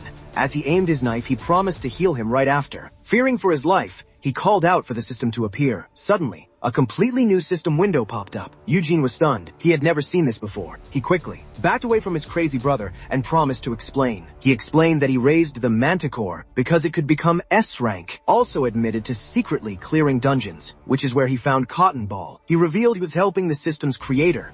Eugene was shocked and said he didn't want his brother in danger. Then got punched in the face for being a hypocrite who just tried to cut him up. For a second, Eugene forgot just how tough S-rankers are. Eugene explained that he didn't keep it a secret due to a lack of trust. After all, his brother was the person he trusted most in the world. He then demanded a potion to heal his defeated pet. He knew he had made his brother worry a lot. He explained that his stealth skill messed up the security and revealed his immunity to poison, curses, and fear. The guildmaster thought these skills were very rare. The system seemed to block him from talking about the reset or his title, so Eugene told his brother to just ask if he had questions. He knew how confusing it was and felt bad for keeping it a secret. So he told his brother to come straight to him if anything went wrong, instead of keeping secrets and holding him back. Just like that, the guy who almost hurt his own brother apologized like a sad puppy. Eugene realized he needed to do more than just help his brother to keep him happy. After all, he would have burned a dungeon down if Eugene had disappeared. With that, the two brothers hugged and apologized to each other. Meanwhile, Peace loved being squeezed between the two brothers. Right then, the dungeon monster shrank back to its normal size. It turned out it shrank on purpose just to get Cuddles, leaving him shocked. Still, Eugene wished Peace had warned him that it could grow. In the end, the brother who got nothing told him to apologize to the cat he just hit. Eugene was shocked since he was the one who taught him how to apologize. Watching from far away,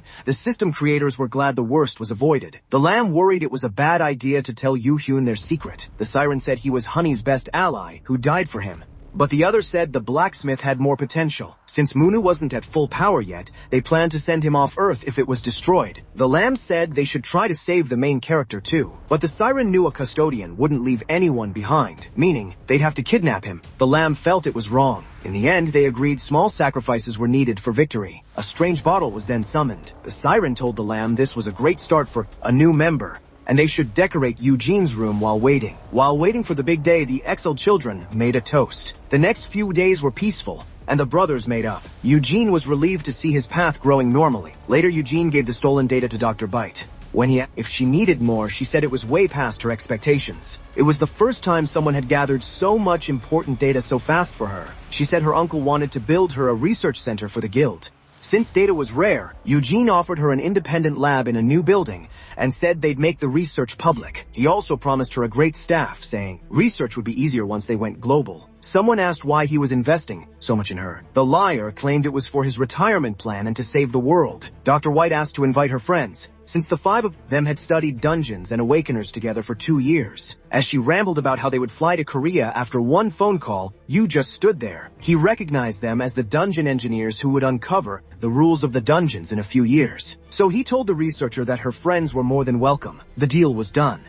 This was his best investment, in case dungeon spawn sped up like the system warned. A breathing facility wouldn't be enough. He needed to focus on Doctor's research. Yu also decided to enter the stock market. He wasted all his money on a fake cure for baldness. It was his worst mistake. Right now, Yu's priority was finding more S-rankers. Just then, 3 high-ranked hunters arrived. They were actually out for a girls' day. Hyuna recommended some great local restaurants to Urim. The 3 monsters reached Korea but were still locked up on the ship. Hearing this, Yuna went to check on Yu. He said nothing special happened, even though he almost died multiple times since they last met. Miss Moon was glad to hear that and quickly grabbed him. She asked if she could have one of the 3 new monsters. While she offered to level up the creature, Eugene tried to stop his brother from burning a yearbook candidate. While he was negotiating with the client, So Young gently took his hand. She pulled him close and asked if he'd still raise her baby dragon, now that he had 3 new monsters. As Eugene was teased, Urim thought he looked like a slime. The hero knew he couldn't handle 50 overpowered S-rankers like them. Just then, Yuan walked up to his brother. He wanted to give him a gift. It was a translator item for the caretaker. Since they had global clients, Yuan promised to stop interfering but told him to stay safe.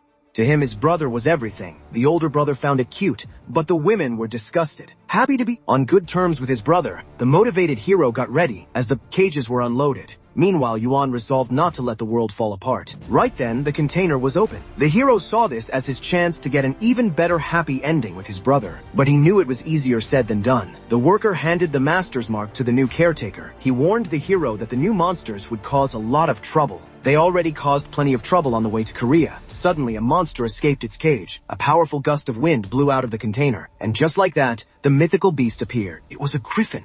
The legendary half-lion, half-eagle beast was now because of the dungeons. Yuna wanted it as a flying pet. Urim thought it was cute, but So Young insisted dragons were better. Then the creature looked down. Thanks to his caretaker title, the master's mark was much stronger. This made the griffin instantly love the hero, froze as the monster charged right at him. Terrified, his brother stepped in at the last second, slapped the creature down, and accidentally broke its neck. Just like that, the hero was knocked unconscious. While everyone was distracted, Griffin spotted something it liked. It immediately rushed toward the incoming package. Hyuna decided to step in. She made a small storm to stop the griffin mid-air, but to her shock, it easily dodged her attack. Seeing the monster was immune to wind, the Ice Witch stepped in. The powerful S-ranker quickly caught up with the baby griffin, but she was immediately slapped by its wings.